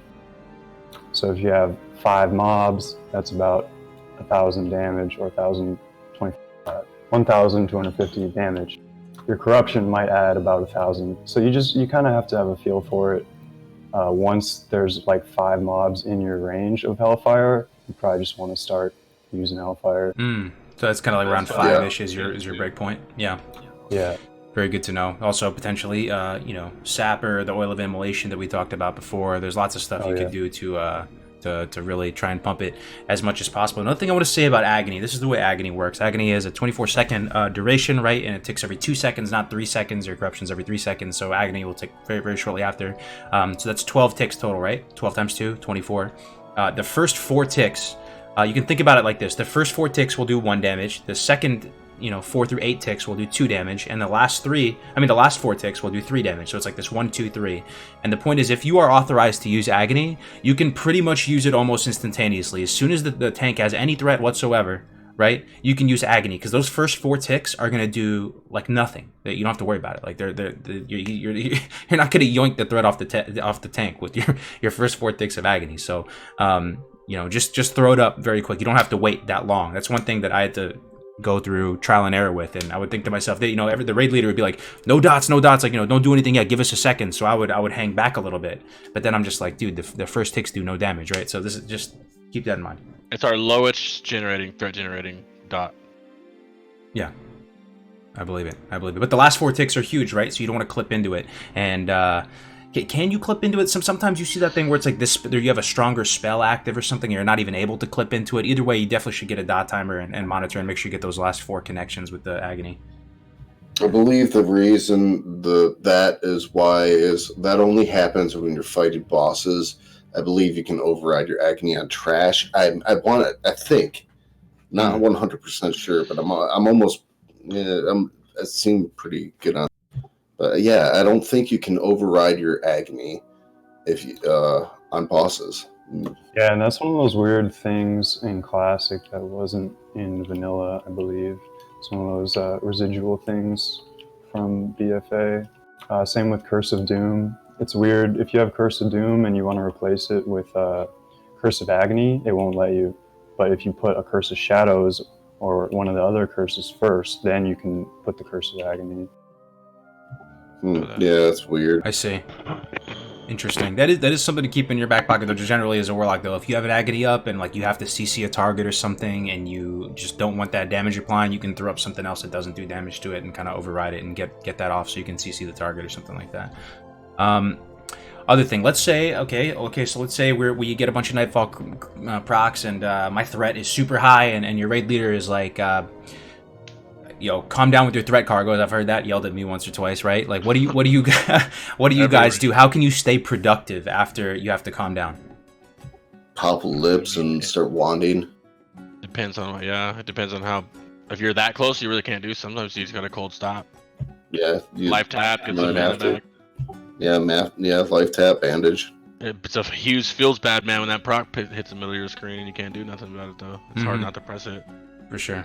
Yeah, that's where I was going with this, right? So you can bandage, you can life tap, you can hellstone, you can create a new hellstone. If you really needed to, maybe you could hard summon a void or something and get ready to use its shield. You can do some weird stuff, right? You can, yeah, you can try and you just want to stay productive, pretty much. You know, you want to stay productive.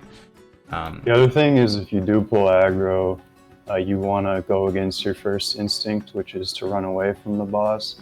You want to run directly into the boss where it's being tanked, so that it doesn't run into your whole raid and cleave or AoE down your raid. Also, if you're going to die because the boss is on you, just die. Like, if your lip is on cooldown. The faster you die, the faster the tank can regain aggro. There's no point in really trying to stay alive at that point. Yeah. Very good advice. Yeah. Very good advice. Always watch your threat meter, no matter what.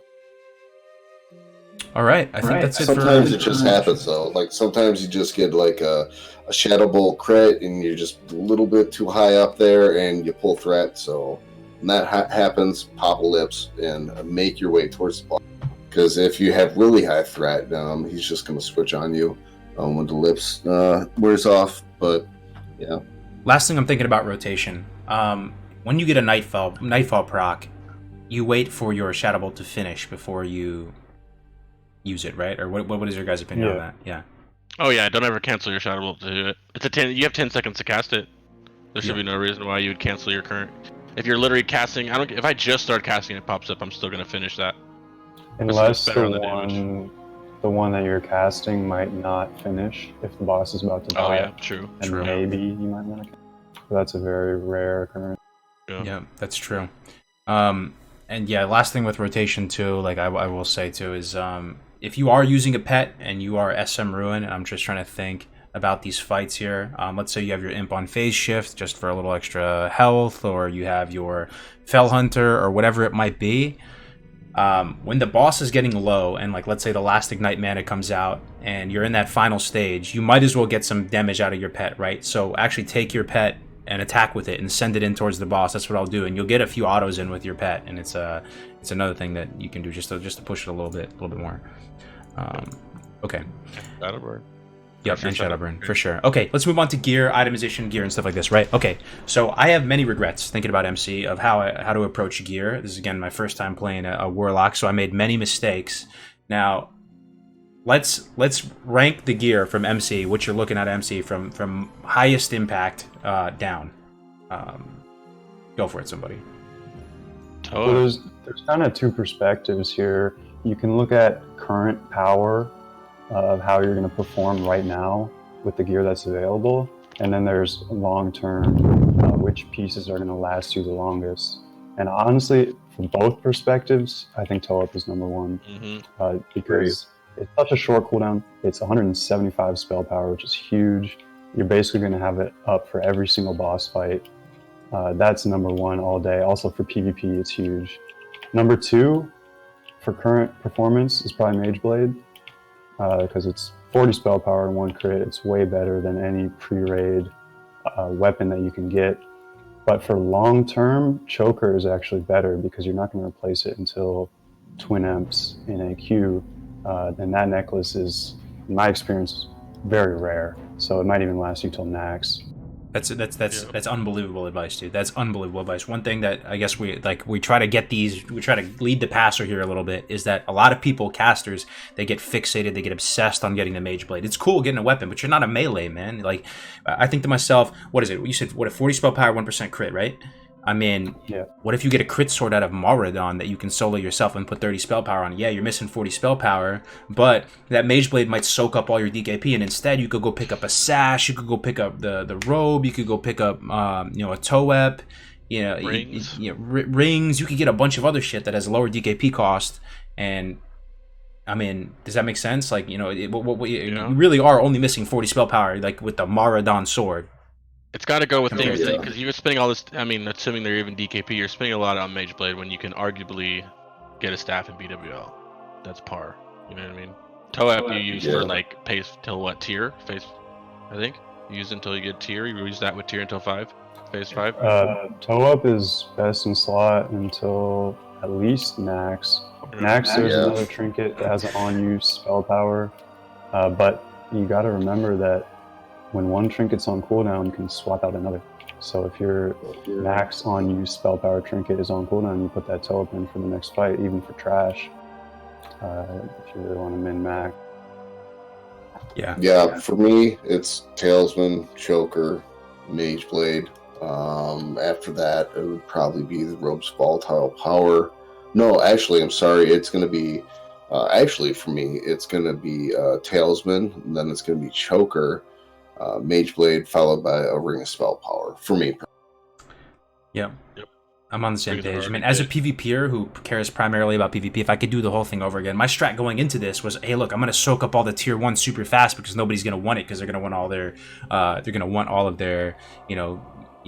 their greens and blues or whatever, and I'm going to get my 5-piece bonus and it's going to be great. I accomplished that, but I got my toe up way later and I actually ended up passing on a couple toe ups that dropped, and I look back and I just cringe at that thought of passing on toe up. And no matter what your ambitions are in the game, Talisman is just incredible. It basically gives you like another flask worth of spell power. The faster you kill stuff, the more you're going to get value out of it, so you're going to get stronger parses with those kill speeds getting reduced, right? In a really long fight, Mage Blade might outperform toe up. Probably not, though. I mean, toe up is just. You could use toe up twice. Long fight. Yeah, it's true, right? So it probably would be. DM Dagger is not that much worse. It is, but I mean, it's a good. DM Dagger is good. Yeah. The Talisman, Mage Blade, Choker. Let's see, what else are we missing? Robes, the rings. I mean, you could actually kind of maybe make an argument to put those before Mage Blade. If your raid is going to say, hey, mages are going to kind of get Mage Blade, then you really, might want to, I don't know. I have a loot console, but if it's DKP, still can't underestimate the ring and the robes. Yeah. Okay. My one regret so far has been putting tier 2 pants and helm so low on that list, because I completely forgot that they were in the game.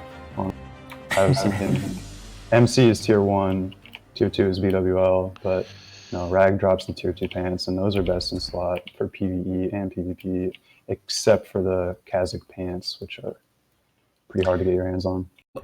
One thing I want to ask you guys about too is this just total nonsense? Chat, help me out here too. What if you did get the 8-piece tier 1, right? I'm missing legs. I've been freaking waiting for legs forever to get that. You get 15% mana cost reduction. Is there any merit in that? Like for PvP, like I don't know. Like I don't think so. Not compared to, not for raiding. Yeah. Okay. But for PvP, I mean that's different. I'm using all my tier 1, all my tier 2, and other things, but not for raiding. Yeah. Yeah, you're just losing so much that you could get from other items. Like also with tier 2, the 8-piece looks maybe decent at first glance. It reduces your threat gen, but if you're wearing 8-piece tier 2, you're not going to have to worry about threat anyways, because you're not going to be doing enough damage. There you go. Yeah, I'm still wearing the friggin' blue Prebis pants, so I think I'm wearing the same boat there, Funky. Like I wish I would have got the Nemesis legs. They're very, very good. Good news is there's less lock, so it's going to pass down to you. That's what I did. I didn't spin on them, and eventually they just get defaulted to you. Yep. Okay, so that is gear. Now that you say it, I haven't really seen any tier 1 pants. I don't think I've seen one drop. All I need are the boots, and I'll be 8 tier 1. But even in PvP, I'm still putting in Max Shadow Wrath gear on some things for PvP. So just because I like to add a damage. Yeah. Okay. So that's gear for you. Let me go back to the itinerary, see what we're missing here. So world bus consumes, rotation fights. Okay, so we're going to go through the bosses now, and let's just spit fire tips with the bosses right now. Here we go. So first one up, Lucifron. You clear out that initial trash, you make your way over the room, you clear those imps. Lucifron's going to be patting around. 3-target fight. How do you guys approach Lucifron? I mean, the decision is if you want to dot an ad or not, but those ads, I don't know about you guys, but those ads melt. They're they're dead before like I can even get a couple. I tried to put Corrupt Jump on one of them, and that I think I got like 2 ticks off before it died. So it's like I just pump. Yeah, first thing I'm probably doing when we engage Lucy is popping a restorative potion. So don't forget to do that. Make sure that you're doing bring restorative potion. And it's going to be a little bit easier on our raid for cleansing. Yep, unless you just totally roll it. Yeah, sorry, go ahead. It really depends on your guild strat. Initially, we were killing the ads first just to reduce the damage that they would do to the raid.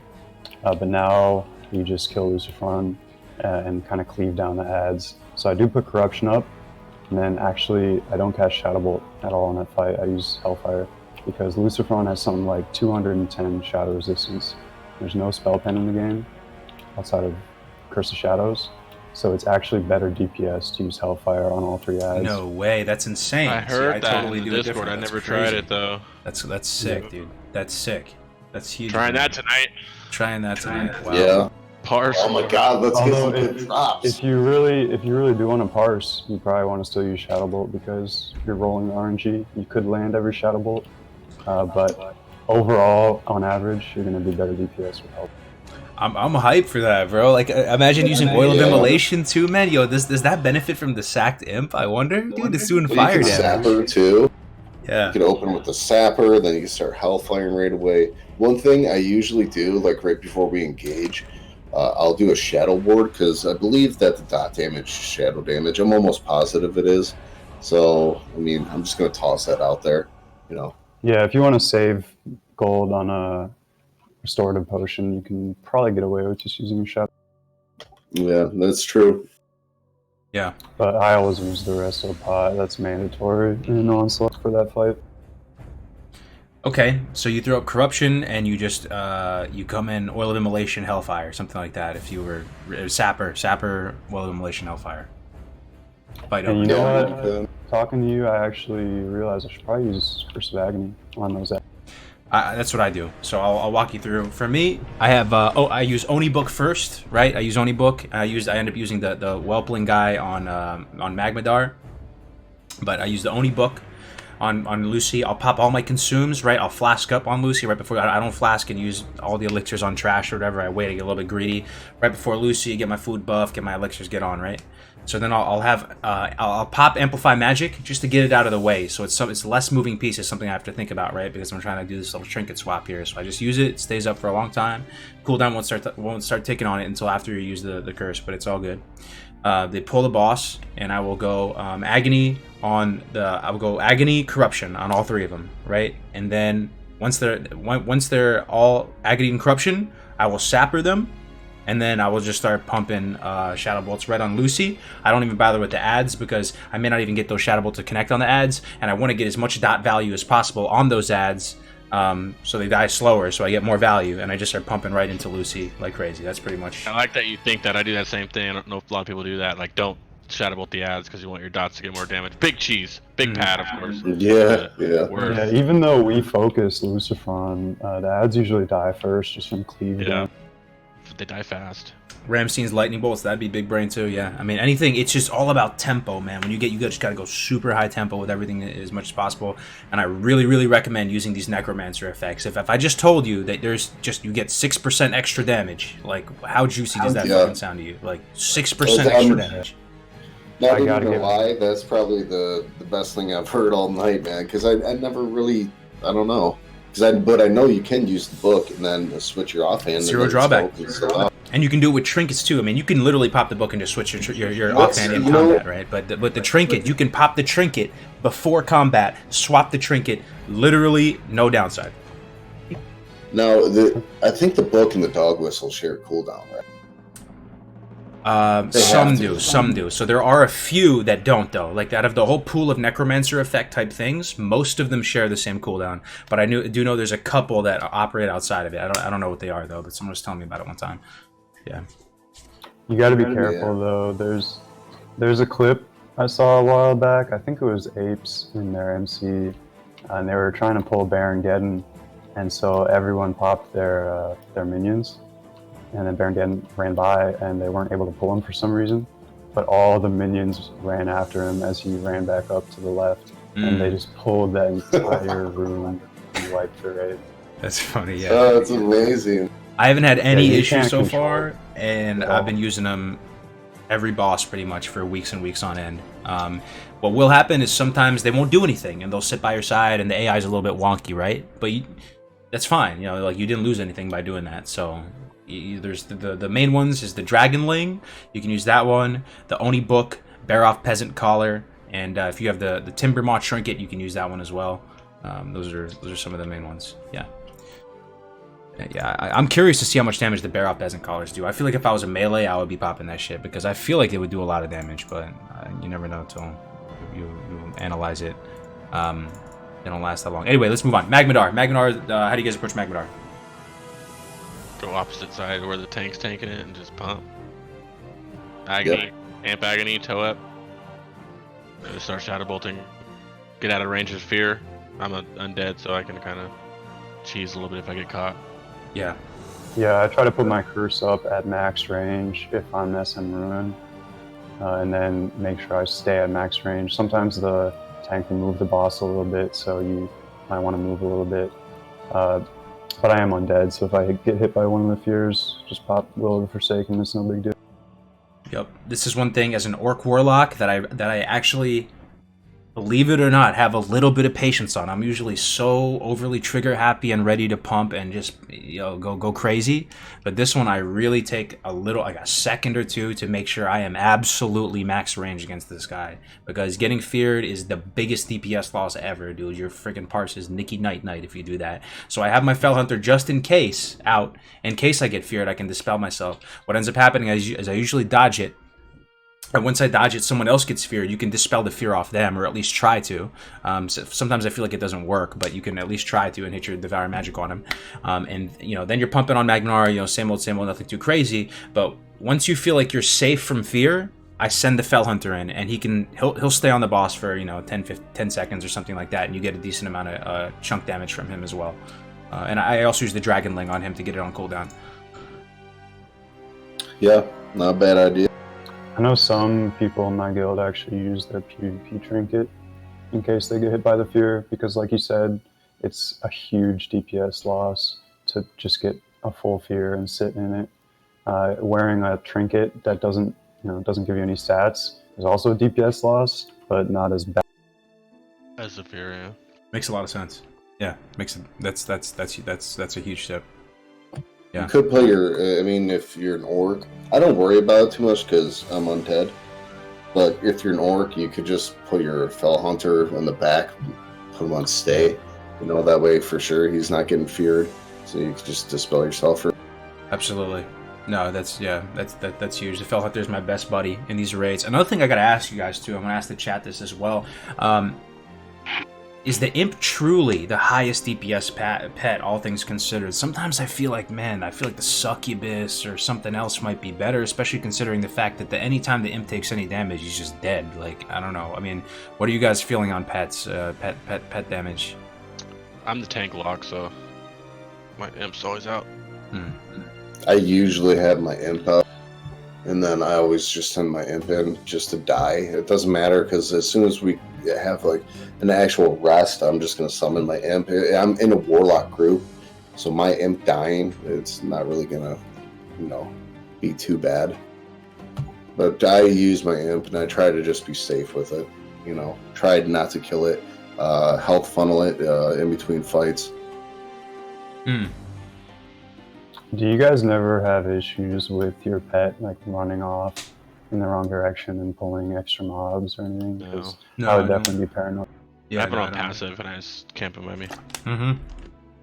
Yeah, I usually have my Fell Hunter with me or the Voidwalker. That's one thing that I used when we were sort of in the early stages of MC. When in doubt, I would use the Voidwalker because I just think to myself, on-demand bubble, massive absorb, that's going to save my life and allow me to potentially bandage and save myself. That was a really huge defensive cooldown. I mean, like, that's on any fight, like, you just got to stay alive, right? And having, a 2k absorb or something is massive, right? But as the raid gets stronger and stronger and bosses start falling over faster and faster, you don't need to anymore. But, if you are at that stage in the early days of your raid, you may just want to have the Voidwalker. Yeah.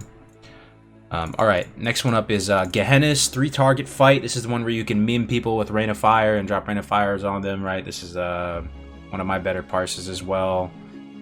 Sab, is there anything to this fight? I feel like this fight is just kind of the same as Lucy. It feels like. Yeah. Just hope you don't get hit by a rain of fire, so you can stand still and pump shadow bolts. Yeah. I mean, if you want to, you could pop a fire protection potion if you really want. I don't. Just, I move out of the rain of fire. Yeah, those things are expensive on Skyrim. Yeah, so. Yep, this is something, a great sapper, like sapper's at its peak right here. Like this is just a fight that you love to see as a warlock. You love to see these multi-target fights because you can get value from your dots. I do end up dotting the same strat with Lucy. Use it all. Sapper early to make sure that you get the full value from it before any of the ads die. And just I think I'm gonna start Oil of Immolation though, man. This is a really big takeaway from this session with you Defunct, because 250 damage is nothing to laugh at, and it was a big part of my Paladin's AoE damage rotation. It was doing a very, very substantial amount of damage. I think I'm gonna start using that, and it's cheap too. It takes Fire Bloom and like Blind Weed or something. It's super cheap to make. Okay, next one up. Yeah, that's true. I'd never use Oil of Immolation, and then like I admit. I never used a quote unquote necromancer book, so those are really huge takeaways. Definitely. So if your fight lasts 45 seconds, you're dealing potentially what is it? Oil of Immolation is 15 seconds, takes every 3 seconds, it's 250 damage per, right? You're doing 750 more damage. It's insane, dude. Isn't that insane? 40 makes a difference. To each mob, right? I mean, Yeah. I'm just saying, like, dude, that's crazy. Shouldn't the melee be using this? Shouldn't everybody and their mama be using this? Shouldn't this is? I think the melee are using what the hell's it called? I can't think of it. Yeah, it might share a cooldown with something else. I'm not sure. It feels like it's on its own cooldown. Gift of Arthas, I think. Wait, don't the melee use Gift of Arthas, I believe? Wouldn't that replace... No, you can have Oil of Immolation and Gift of Arthas. Dude, I'm pretty sure it's its own thing, bro. Like, it doesn't share a cooldown with anything. No potion, no hellstone. It's just its own thing. Lasts 15 seconds, and it only has like a 3 or 4 second cooldown on it. You can use it again.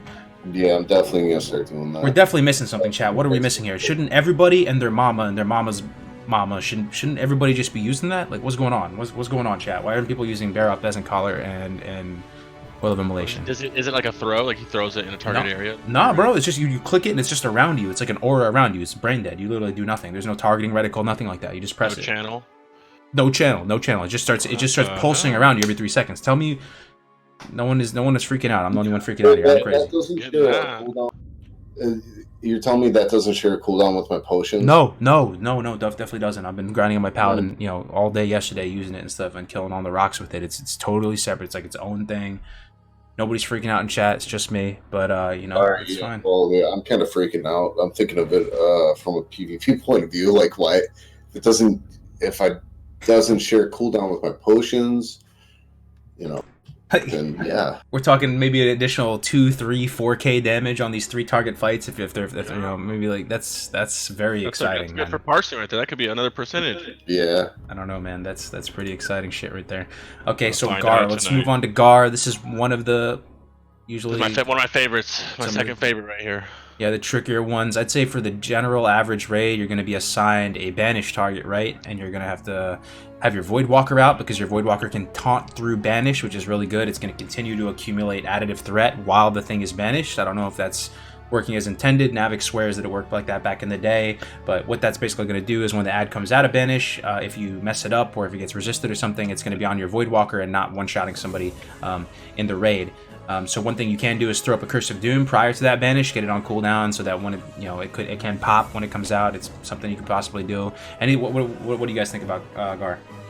Man, I dot everything I can while this one tank's pulling them away, and then I just pump in the Gar, and that's it. And yeah, we don't do banishes anymore. Yeah, meters just go up from that. Like, it's insane.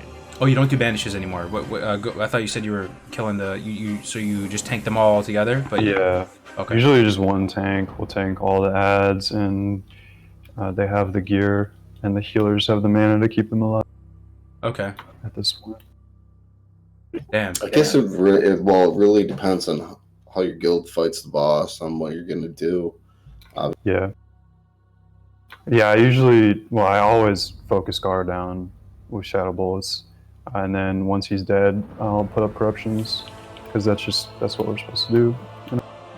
For maximum DPS, I would use Corruption before Gar was dead, try to get some Nightfall procs. So I think a lot of guilds out there are who are maybe semi-hardcore or don't have like some huge advanced play with Gar. What's going to end up happening is you're either going to kill the ads one at a time and keep Gar isolated over in La La Land, or you're going to kill Gar first and chip away at the ads. Either way, we're sort of in that boat in our raid, and what I end up doing is I'm barely casting any Shadow Bolts. There's always something for me to apply a Curse of Agony or a Corruption on, because there's a couple ads running around. There's pretty much always something I can dot. So it's just like a dot fight. I'm just dotting everything, and then I just banish after the thing is about to come off cooldown. But I'm barely using Shadow Bolt, man, and that could just be a Cargo's exclusive weird strat that is not optimal, but it is what it is. It's something to think about. Like, there's usually something productive to dot, and you can spend the entirety of your time doing that up until kind of towards the end of the fight. Yeah. I often I'm gonna be honest. A lot of the times, I would just spam banish and not worry about my personal parses on Gar. And a lot of not that our guild is full of noobs or whatever, but I hate when it breaks early and goes on somebody. And I personally, would rather just make sure that it's banished. Yeah, and then I'm just chilling. But yeah, definitely. If I weren't doing that, I'd be spreading around dots. I hated that fight until we started skipping the whole singly killing the ads.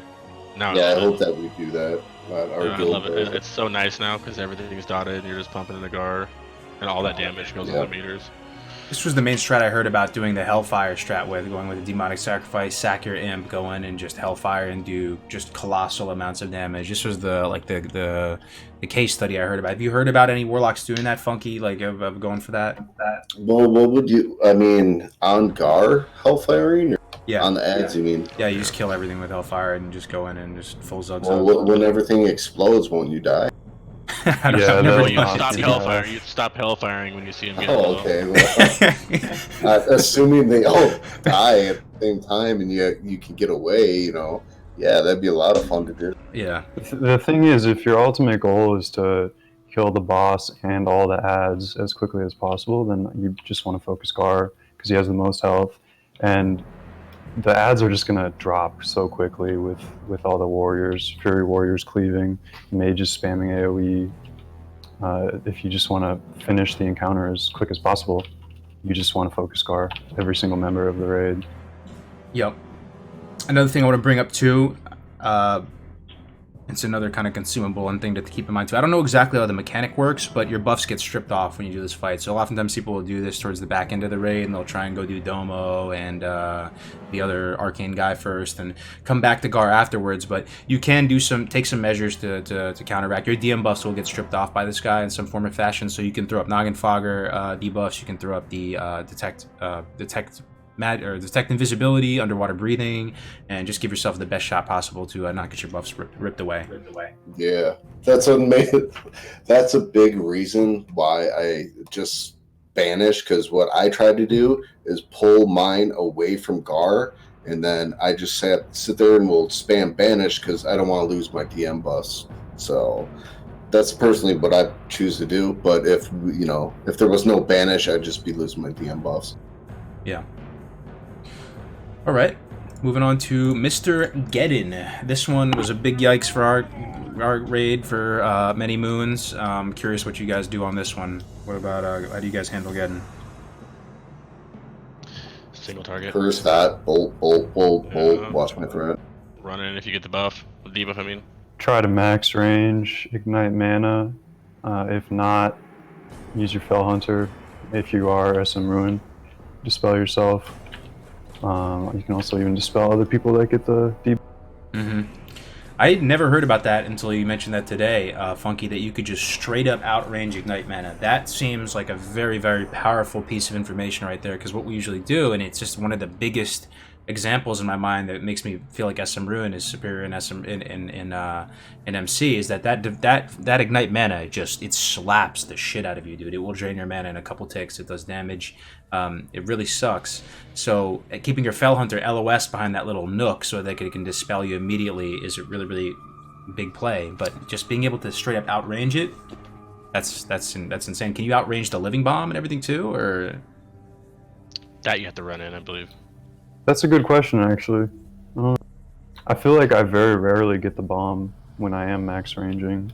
Yeah, I know that I've been max range and got the bomb before, but like he said, I rarely ever get it. But there's 40 people in there, so I don't know how that works with that. Yeah, I barely get it either, so that's good. Yeah. So another thing, you have to be a little bit sensitive with this boss because sometimes the tanks they opt for more fire resist gear and they take it a little bit easier. So there's potentially a little bit more threat issues. Sometimes the melee is going to hide around the corner and wait for that first ignite mana to hit, and then they come in later. Either way, I have personally wiped my raid on Baron Geddon doing too much threat. It's something that I've shit the bed on before, so something to be mindful of. And Resto Pot could do you good here too, right? Because that'll take off Ignite mana. If you are DS Ruin or something, you don't have access to the Fell Hunter. Because I don't think it just feels terrible, man. Trying to use the Fell Hunter if you're DS Ruin, losing all that demonic sacrifice bonus. There's no way, right? Like that would just be so scuffed. Other than that, it's a pretty fast fight. All right, moving on to Shazra, the Arcane Explosion man. What about this one? Anything? Any tips? Any tricks? Max range. Yep, max range, the counter spell. You can also turn the tank around. I'm not sure which one it is. We just do both every time, but Defunct would probably know. But max range, the counter spell. Yeah, you can avoid both. If you for some reason can't consistently get max range of the Arcane Explosion, you can use the Arcane Protection potion. Bro, you telling me I could outrange the counter spell? Oh no, yeah, I'm talking about the counter spell. You can outrange. So there's two theories: outranging it or turning it. Have the tank face him away from you. So we had the tank face him opposite us, and I just got it down last week for the first time I was max range. I did not get CS one time. By far the most annoying aspect of this fight is the counterspell, because F's in the chat if you've been counterspelled by this guy. Goodbye to your parse, like sweet prince, like he's fucking last over, week dude. We had, I was not able to get even over a 70 parse, and then this week I finally was going to test it out. Me and another mage did. We max range it, had him face around. We both pulled like 97, 98s on him. Yep. So you can wait, hold on. So Funky, you can confirmed outrange the counterspell if you just stay max range. It's a frontal cone. Okay. Turn him around. So yeah, just turn the boss. That's huge. Also, one strat that you can take if your melee does have Arcane Protection pots, what we do now is we basically just Zerg his ass. The melee just goes straight in there with the Arcane Protection pots, and we just freaking roll him.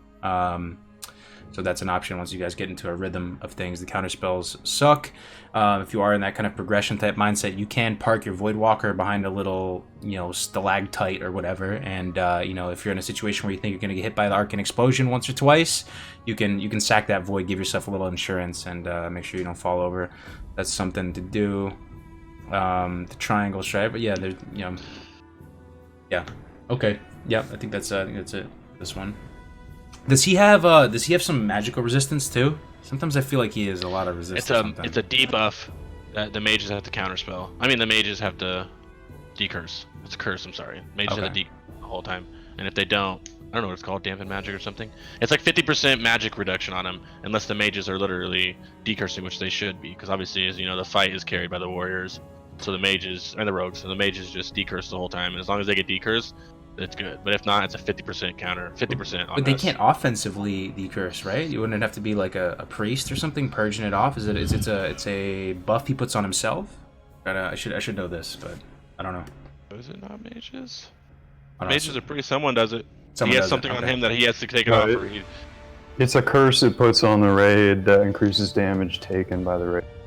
So that in conjunction with the Arcane Explosion. If you have the curse, which doubles magic damage taken, and you get hit by the Arcane Explosion, and you don't have a protection potion or a Voidwalker bubble, you're probably just gonna die. It's a lot of damage. Okay. But if you're max ranging the Arcane Explosion, you're not taking any damage whatsoever. So it's not. Little tip too, we probably should cover this in Molten Core, right? Like one of your big responsibilities as a Warlock is to banish stuff. Very, very important. So you really should have multiple ranks of banish on your bar. You look kind of like an idiot when you use the max rank banish and the raid's all waiting there. I've done that many times because I usually take rank 1, I put it on my bars just for MC and take it off, so I'll forget to put it on there, and then I'll max rank banish something, and then I'm looking like freaking Tweedledum over here. So yeah, you should have You almost should never max rank unless you're like... No, don't max rank. It's so annoying. God, I hate that. It's like, all right, well, this just got banished, and it's banished forever. It sucks. Yeah, especially when like we're not banishing the trash around Get It anymore, but when we were, when the one lock, I don't know who it was, would max rank it, we're just like, oh. If you're progressing through for the first time though, and you're just trying to get Molten Core done, I see a real use case of using the max rank one though, just to try and hold stuff in place longer. You know, if you're in pre-bis greens and stuff and you're going through Molten Core for the first time. I also don't know if this is true or not, but it's possible that with the lower rank banish, stuff can break earlier. I don't, you know, that trash around that boss, dude, it feels like they always get out of banish early, man. You got to be really super mindful of it, and all the Warlocks got to compete for the banishes, like IMO at least. On Gar, I'm using rank 2 banish, and then I'm just tapping, and, you know, I'm just... Because again, that's how I'm playing Gar. Is I'm taking my ad away to try not to get the magic pulse, and then I'm using rank 2. I feel like it like doesn't break as easily as rank 1, but I have no 100% proof. But I do use rank 2. Okay. I use rank 2. When we did do Gar, I would do 2 for the ads all around that you banish. You know, you only banish 2 of them, and you have 2 locks. Tank marks them. You have 2 locks. No, exactly each time I'm square. Kilroth is moon or something like that, and then they get 1 banish, and then you leave them out after that. You shouldn't have to banish them twice. Gotcha. Okay, moving on to the next boss, we got Sulfuron, Harbinger. Big multi-target fight. I forgot how many targets there are, but there's a bunch of them. This is something that I usually spend most of my time just dotting everything, but I also feel like they have some insane magic resist or something that I don't know, but I get a ton of resists on this fight. I don't know why. It could just be whatever. How do you guys do this one? I'm excited to see defunct on this because I heard that you can Hellfire. You can do a Hellfire thing on it. I've never have yet. I multi-dot because I like that, but I heard Hellfire was the play for parse-wise. Yeah, I do both. I put Corruption on all the ads. I don't put Corruption on Sulfuron. I put on all the ads and then Hellfire usually. Also, I usually get a PI. Yeah. I usually, for some reason, will toss up Curse of Tongues. That's just how we've been doing it as a guild. So me personally, I'm throwing up Curse of Tongues. I'm dotting everything, and then as soon as I can dot everything, I start doing Hellfire. It's kind of fucking huge, dude. Curse of Tongues? I never thought about that. Yeah, because I guess for kick reason, that's just the way they want to do it. So I don't disagree. Yeah, it makes it a bit easier. Yeah, 60% cast speed reduction. That's actually ridiculous. That actually might be super worth it, bro. I don't want to take that L, but man. That's good. Fell Hunter too. Fell Hunter you can counterspell the ads here, which is pretty nice. You can either just blanket them. Well, oftentimes what I end up doing, because I'm so worried about my own damage and stuff, and I'm trying to pump, that I'll just blanket shit on cooldown. I won't even bother waiting for a cast or whatever. I'll just, as soon as it's up, I'll blanket one of the ads and just keep going, and I'll use the Fell Hunter here for DPS as well. So it's a good idea. Yeah. Also, it goes without saying, Sapper Charge is huge. Huge. Yeah. Yep. And they oftentimes split up. No, you can't split up, right? You can't get them too far from the thing. Something happens, like when you can get value from your Sapper on all targets, you kind of just try and do that. It's kind of worth it, man. Like if you can hit everything with it. Like if you wait too long, stuff will die or stuff will get spread out position-wise. It's just, I like to get value from it early. Okay. Anything else with that fight? Let me think. Is there even... I think that's it. Kill everything, right? There's the heal, you know. Alright. Golmag. Golmag is a single target fight, but, well, there's 3 targets, but you just gotta kill one. The dogs will just go away, or whatever. How do you guys do Golmag? My favorite fight. Your favorite. If I'm doing it the legit way, I'll rank corrupt or rank 1 corruption ads, and then go on Golmag. But if I'm cheesing like I do every week... And why do you rank 1? Why are you supposed to rank 1? Just to get Nightfall, so you can get some Nightfall. If you're SM Ruin, sorry, I should have said that. If you're SM Ruin, you can rank 1 corrupt ads for some Nightfall procs. If you're just trying to parse, and you can position yourself, because we don't kill the ads in the room. We don't kill a lot of the ads in the raid, so you can max rank Agony Corruption and then go on the boss if you're trying to cheese it, if you're trying to pad. Yeah. But Rank 1 Corruption is actually a misplay because it only lasts 12 seconds. Ooh. You have to go up to glad rank that I 3. True. So there's actually a reason to use max rank corruption. Confirmed here. You gotta use it, man. You gotta use the max rank corruption. It's out of your hands, man. You have the raid's best interest at heart, dude. You gotta do what you gotta do. You gotta max rank corruption. Gotta use it. And you gotta use Curse of Agony because Curse of Agony. Because why not? You know, I don't know. I can't think of a reason, but yeah. Why not? I'm not gonna lie. Curse of Agony. Yeah, you can choose this boss, really. I mean, it's so easy to choose. Oh, it's a Warlock fight. Ad meter. Yep, it is. I love it. It is. It's like that one fight. The best part is it's like, yeah, there's other places where we can dot other ads, like Lucy and Sulfur and whatever else. But they die. These ads don't die, so they're up the whole fight. Yep. And you're just melting.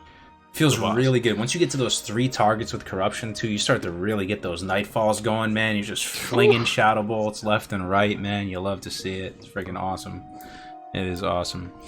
That's pretty much it though with this guy. Is there anything to him? Your pet can do pretty good damage on this fight. Your pet doesn't usually get cleaved down by anything. That's one thing I'll point out. So make sure you get your pet in there if you're SM Ruin. Get some chip damage with it. Yeah, I ascended my imp on this boss, so at least on a dog, but usually just on Golem Mag. Sometimes he dies. Okay. Next fight up, Major Domo Executus. I have some opinions on that, some feedback on this one. How do you guys do this? This is my worst part, so is it? I only got a 90 on it, so yeah, I haven't hit gold on this. This is my only one not gold yet. Okay. I die every time. I dot everything, then I end up just dying, so I'm listening to you guys on this one. I spread around my dots. Obviously, you don't want to dot the healers. If you do that, then cheat. But I just spread around my dots, and then I focus fire on whatever. But I always make sure that my dots are up. The thing with this one is it's tricky, because I know there's like, if you're progging, you're sheeping all the healers, right? And then like where you're trying to leave, 6, but you know how you can 6-ball it, you can 8-ball it. Where you just don't sheep anything, or you just sheep 2 or 3 of them. So I think it depends largely on that. Depending on if you're 8-balling, I feel like that's when Hellfire could come in, or even 6-balling it, you'd be able to Hellfire. But so this one, I have some pretty decent parses on it. I used to even use Siphon Life. I'm gonna no longer use Siphon Life, but this is my philosophy on this one. And I used to use Cloaking Device here as well, because this fight used to draw out for a long time. Like we didn't cleave everything down. This would be a fight that would go the distance. So what I would do is I would have the Void Walker out, because I'm really going for like this conservative, I need to take care of myself kind of fight. The fight would last a while, and I would have to heal myself sometimes, and weird stuff would happen. Doom would proc on Domo and start running at me, and because I'm trying to cheese the fight and get more damage on Domo, I put the Doom on him, right? Weird stuff. So I would use the Void Walker. I would use the Cloaking Device to drop threat with that. I would have Lip, and I'm not using mana potions here because this is a very dangerous fight for me as a Warlock. Apparently they fixed the Cloaking Device thing, so it's no longer dropping threat for you, which is unfortunate. But I'm pretty much just dotting the entire time. There's a couple targets that are going to be sheeped, and there's a kill order. But the kill order doesn't really matter that much because you're just dotting everything. Unless I'm missing something. I could be saying something wrong here, but I just pretty much dot the entire fight. I'm dotting everything. I'm dotting, and I'm trying to, put the kill target dots up first, so you get massive value from it because it falls over pretty quick, right? And then I'm not even going on the kill target anymore. I'll start going to other targets. I'm not even shadow bolting kill target because there's always something I can dot here. I don't know. What do you guys think about that? Is that a misplay? COA corruption, baby. Snapshot and just go friggin' ham with Toeb. Yeah. This is probably the hardest fight in MC. There's a lot to think about. You have to stay alive if you're 8-balling. Like if you want to get a good parse on this fight, your guild has to 8-ball pretty much, or you're not going to compete with the other Warlocks that are 8. So you want to get dots up. I usually only use Corruption. Sometimes we actually use Curse of Elements and Curse of Wreck to help out the melee. Wait, what do you mean by 8-balling? What does that mean? I don't even know. You take all the mobs together, you fight them all at once, no sheep. Oh, okay. Yeah. Okay. That's not I would be dotting everything and hellfiring if I could. But yeah, we sheep the healers, so I just spread around my dots on the leads and then start shadow bolting. And then when that reflect comes up, I stop what I'm doing and I just start wanding. That's huge. Yeah. What do you guys do during the reflect? Wanding is one thing you can do. You can tap. Tap. You can. Hellfire actually goes through the reflect. AoE can't be reflected. There we go. See, that's huge. That's huge brain right there. Yeah. So, because the reflect can be a big DPS loss. That's one thing. I mean, I usually tap. You can bandage. It's another thing you can do if you're kind of low. You can take care of yourself there. Yep. Another huge thing, a lot of people don't realize the vast majority of raid damage on Major Domo is shadow damage from Shadow Shock. Unlike so private use servers, Shadow yeah. Ward on core. Yep. Make sure you got And that if shadow you- protection buff from the priest too, right? Yeah. Yeah, Pretty that's much, huge. I think all the like lizard men, you're gonna want a shadow ward, at least like Yeah. pre-fight. You're just gonna all the lizard dudes just shadow. If you want to go all out, get a greater shadow protection potion, which is basically the same as the greater fire protection potion, but shadow. And then once that gets used up, you can use Shadow Ward, because I believe they don't stack. It won't let you cast Shadow Ward once you have the potion popped. Really? Is that something new? I'm not sure. It's weird. Wow, It's if that's a the greater, wow. effect is already active or whatever. But Funky, do you? Okay, I understand that you're not using corruption or agony on the kill target, right? But there's so many fights with these secondary and tertiary targets that are not even close to having max debuff slots. Now, is this something that you personally do? Do you toe up and snapshot those dots and get as many dots as possible snapshotted on those secondary and tertiary targets? Or what is your philosophy with toe up and multi-dotting? Yeah, I usually just try to get corruption up on everything with toe up. You have 15 seconds. That's about the right amount of time to get 8 corruptions up. And we do sometimes use curses, but it can be a pain to try to organize that when everything's chaotic. And then at some point, once the threat is kind of secured by the warriors, you want to just sapper and hellfire. Okay. And then 8 try points to pretty watch major. your health. It's hard to do. Yeah, I We guess tried it it really. once. Well, It do really you know how the boils- interaction between lip and hellfire works too? Could you just lip and hellfire like immediately? I wonder. Yeah, it should work, but then once the lip fades, all that threat is gonna. But you still- start from scratch though, right? Like, what if you lip and hellfire while lipped, like right at the beginning? Like, do you have 0 threat? I wonder how that even works, man. Like, No, can you just go still ham? build up threat. It just you're not on the mob's aggro table for that time that the lip is active. It works. Okay. It works just like a blessing protection, really. But yeah, the only way I'm going to use ellipse is if I'm about to pull threat, or if I'm, if I do pull threat for sure. But not even. I won't even. If I'm about to pull threat, I'll just stop. I will just stop DPS. But Okay. Makes sense. But yeah, I guess this is one of the longer fights, one of the messier fights, has a lot of potential room for error. So when you have to make those decisions, like of whether you're going to use an aggressive potion, which in my mind, an aggressive potion would be using a mana potion or something like that, to just try and tempo out more damage, versus using a potion that's going to offer you survivability, because there is a cooldown on the potions, right? You may want to be a little bit more sensitive with your finger on the trigger here, because there's a likelihood that one of these ads that you've multi-dotted or something is going to run at you. And you're going to want to have that lip. And I've gotten killed before because of that. Also, having a void walker out potentially or something like that could seriously save your life. Or maybe you have to just swiftness potion away. Like, you can use PvP gadgets and weird stuff in these raids. Just because it's a raid doesn't mean you can't use these consumes. I've been in situations where I've just had to swiftness potion away from something trying to kill me in a raid, and it was fine. Anyway. That's it for Domo, I think. All right, last but not least, Senor Ragnaros. It's a great fight for Warlocks. How do you guys approach this? It's pretty straightforward. You just want to avoid being too close to anyone else in the raid. Stack if you have to, but I always try to find a spot that's on my own, so I'm not getting knocked back, and also near my priest that's going to give me PI. And then all it comes down to is using your mana consumes and Spanish Shadow Bolt. Make sure that you put your pet on stay, because it's gonna die if it goes in the lava and it's following you. That's another little side thing. You might want to actually, if there's a DS lock, maybe have another rank health zone. But it's pretty straightforward. This is the one fight I actually use Voidwalker because you'd be surprised at how many times I'll just sack that shield. Luckily, right when he hits me. Yeah, that's a good idea too. This is that one, definitely use one it. time that it actually happened. I don't get hit that often. We stack in pairs. So it's me. I stack on my priest as well for the same reason you said, defunct. And it's just everybody stacks in pairs of 2, and we just hope that we don't get hit.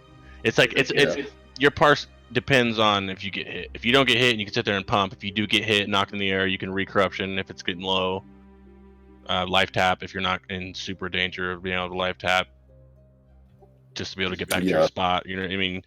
Shadowburn, Death Coil is nice, but usually, like when you're outside of the circle, paired up, you're like barely in range. I mean, at least me, I'm barely in range to be able to Death Coil or Shadowburn.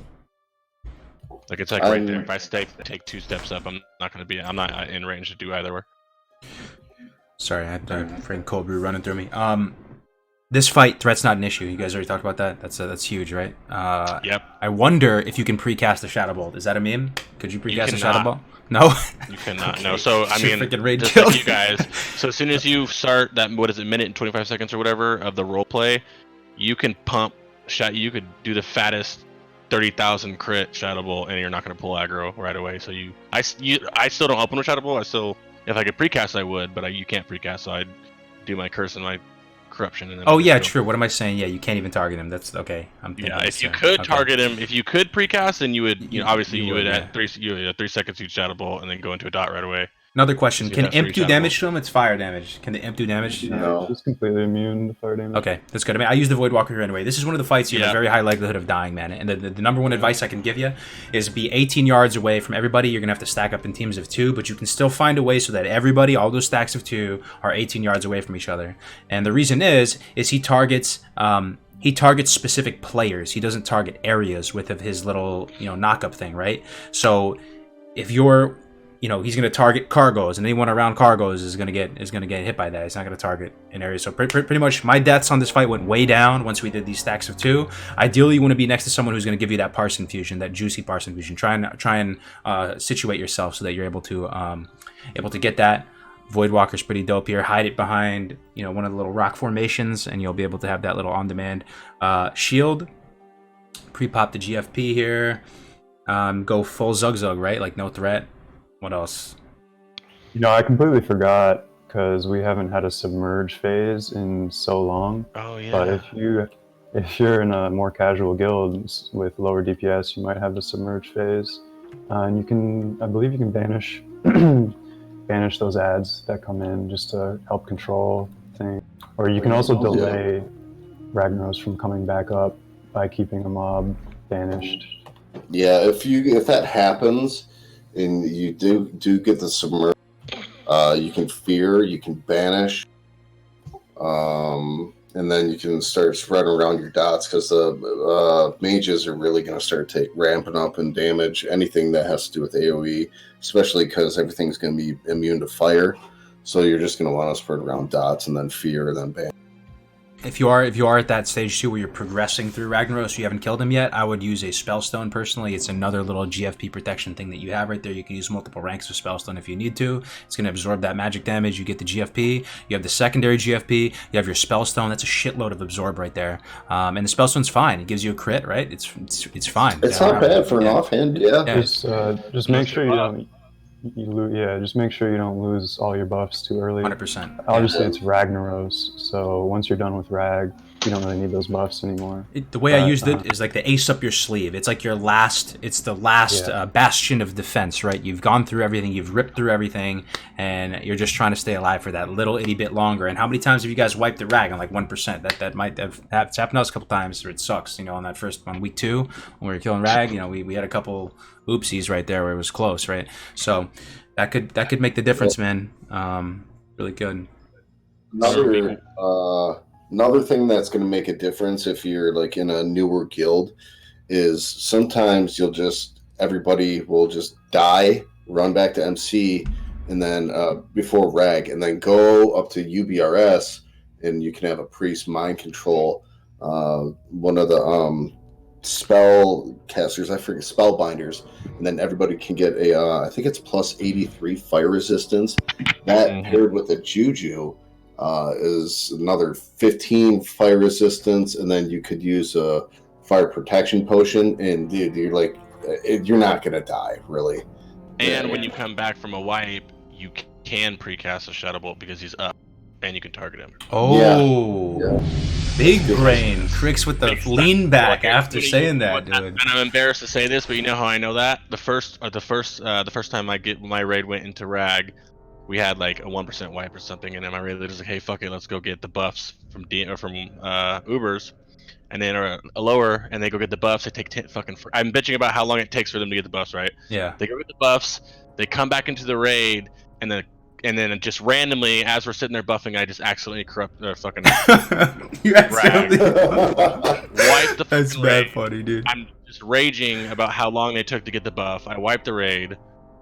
And That's bad funny, dude. And they still to this day do not let me live it. You're true fucking legend for admitting that shit, dude. I'm taking that to my grave, dude. Not even the streams knowing about that one, dude. That's awesome, dog. I love it. Man. Yeah, it was pretty bad. Sucks. They still every day they don't. I mean, I don't fuck up much, but when they do not. That's funny, dude. Good thing you weren't streaming back then. So is that's legit, right? Like, let's think this through. If rag is up and you wiped, isn't that a big deal? You get an extra Shadow Bolt. You have faith in that DBM timer. You could wait till it's at like 2 or something. Or, Parse-wise, yeah. 3. Parse-wise, yeah. You can do it right there. Go right into a corruption afterwards, and just. It's just a free Shadow Bolt, really. That's huge. You're probably not going to do very well in parses after wiping because you have no buffs. Yeah. True.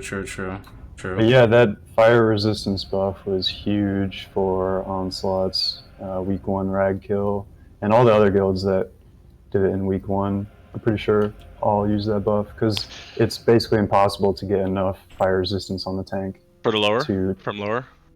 Yeah. It's weird.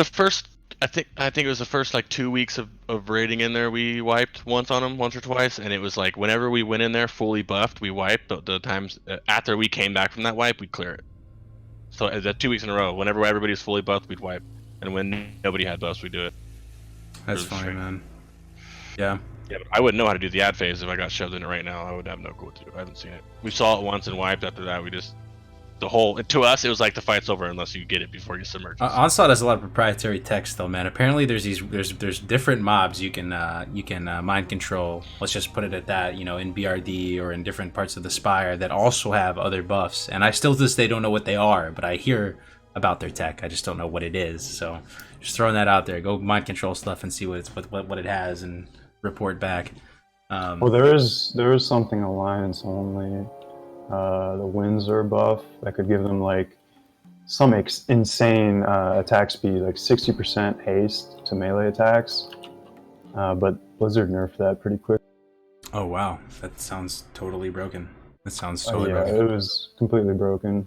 There was a guild that did a speed run with it and set the world record for like a couple days, but then we beat them without the buff, and then Progress beat us without the buff as well. Yep. With that, ladies and gentlemen, that's pretty much it, man. That's Molten Core for you. Not a quick little Oni one.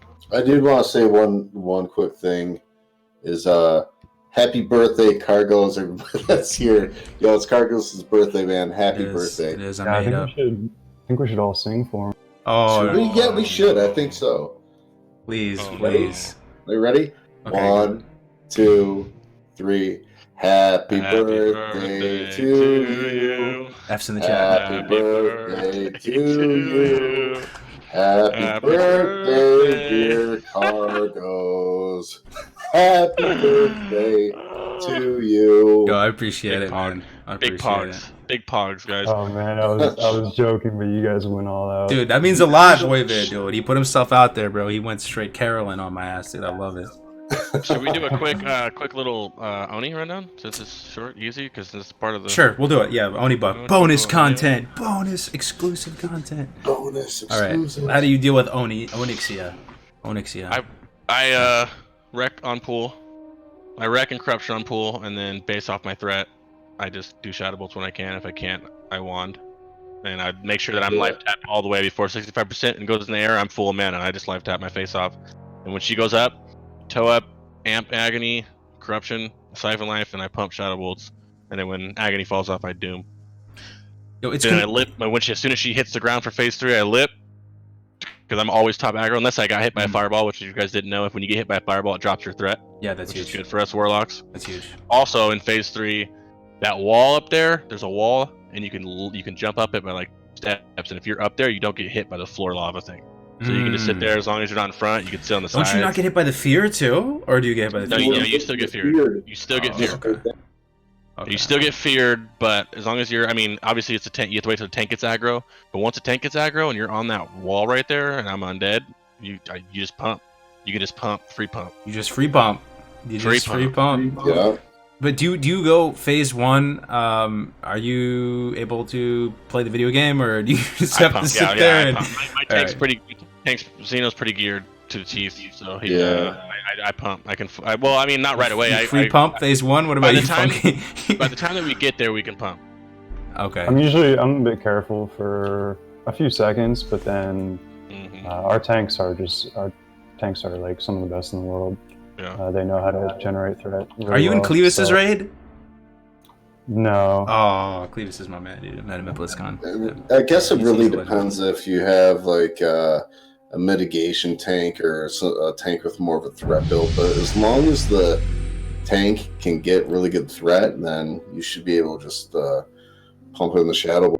Yeah, I think a majority of tanks should be running dual wield fury tanking. If they're not doing it, they should probably learn up on a little bit and get used to it. Because after a big threat thing with us, because we pull threat, is once my tank, it was like week 1 or 2, week 2 or 3 or something like that. When he switched to the dual wield tanking, oh dude, the threat, like I can't pull from him if I wanted to. Before that, when he was sword and board, I could pull from him all the time. I see. Okay. Yeah, phase 3 is more of an issue for threat. Usually, you have first of all, I should say we do 15-man Onyxias. Usually, we split our raid into a bunch of mini Onyxias so that we can get more loot. And it does make it a bit more challenging. You definitely have to use greater fire protection potions to stay alive in phase 2. I'm basically taking like half of the fireballs because I'm one of the only ranged DPS in like a 15-man raid. So got to keep myself alive. And then phase 3, our tank usually pops recklessness to try to get aggro as quick as possible, but a lot of times I just end up dying because I have too much aggro. So like you can pop a lip and someone else will take aggro for 6 seconds, but then it might just go back to you. I think when the raid's small, I feel like when the raid's smaller, that the Oni's a little easier. We don't do 15s, we did 17, but it was like I feel like that it was smaller, it was easier to maintain. Like it was less people to fuck up. Yeah, but then if a few people die, you sometimes just don't have enough. Oh yeah, that's also true. Especially if you're like the only range too. So if you die, I mean, phase 2. I remember you saying you use Siphon Life on Onyxia. Could you walk us through that? I basically keep Siphon Life up for the entire fight because even though it's technically a DPS loss, it's healing me a significant amount for the whole fight, keeping me alive, saving my healer's mana.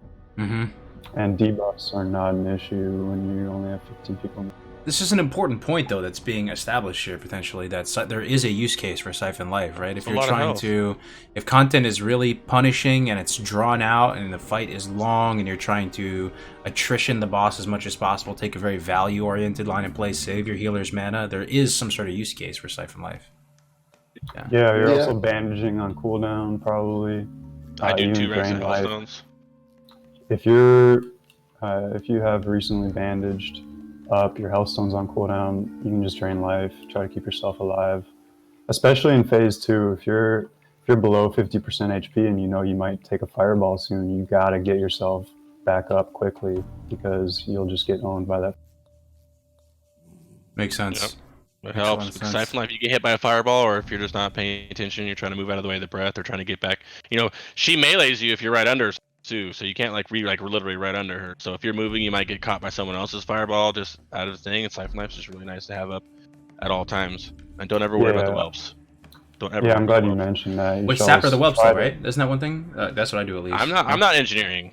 Oh, so okay. Our big fail. melee usually take care of the whelps because they don't have much else to do. But yeah, you should definitely stay out of range of other players so you don't share fireball damage. What pets do you guys saves so use much mana. for your SM run? I use Voidwalker because it catches a fireball. Like I'll eat a fireball, but if I know I'm gonna die a fireball, Hell's on cooldown, I'll eat Voidwalker. And also in phase 3, I pull out another Voidwalker while I'm waiting for the tank to get aggro. Dude, that's sick. I love the plays where you hard resummon Voidwalkers, dude. They make me very happy, dude. Like the freaking super value play. Yeah, the fireballs, when she fireballs, it resets your threat or diminishes it a little bit or something. But as a Warlock, you're like, especially being arranged, the mages aren't doing shit for phase 2 pretty much against the Warlock. So you're, like Defunct said, you'll get hit and you'll still get aggro right back. And then you lit, but you'll still get aggro right back, so you have time to chill. Be ready to A lot move of to the the tank Voidwalker- spot too, man, because this is one of those fights too where it's like very punishing if you don't do that. Like it's very obvious when you don't do that. You don't just like die. Like the whole raid will just get cleaved and take massive damage. So it's like the type of thing you really just want to, especially as a Horde Warlock, like be ready to move to where the tank is at. They will be screaming your name, dude. It will be very obvious that you're shit in the bed. Mm-hmm. Yeah.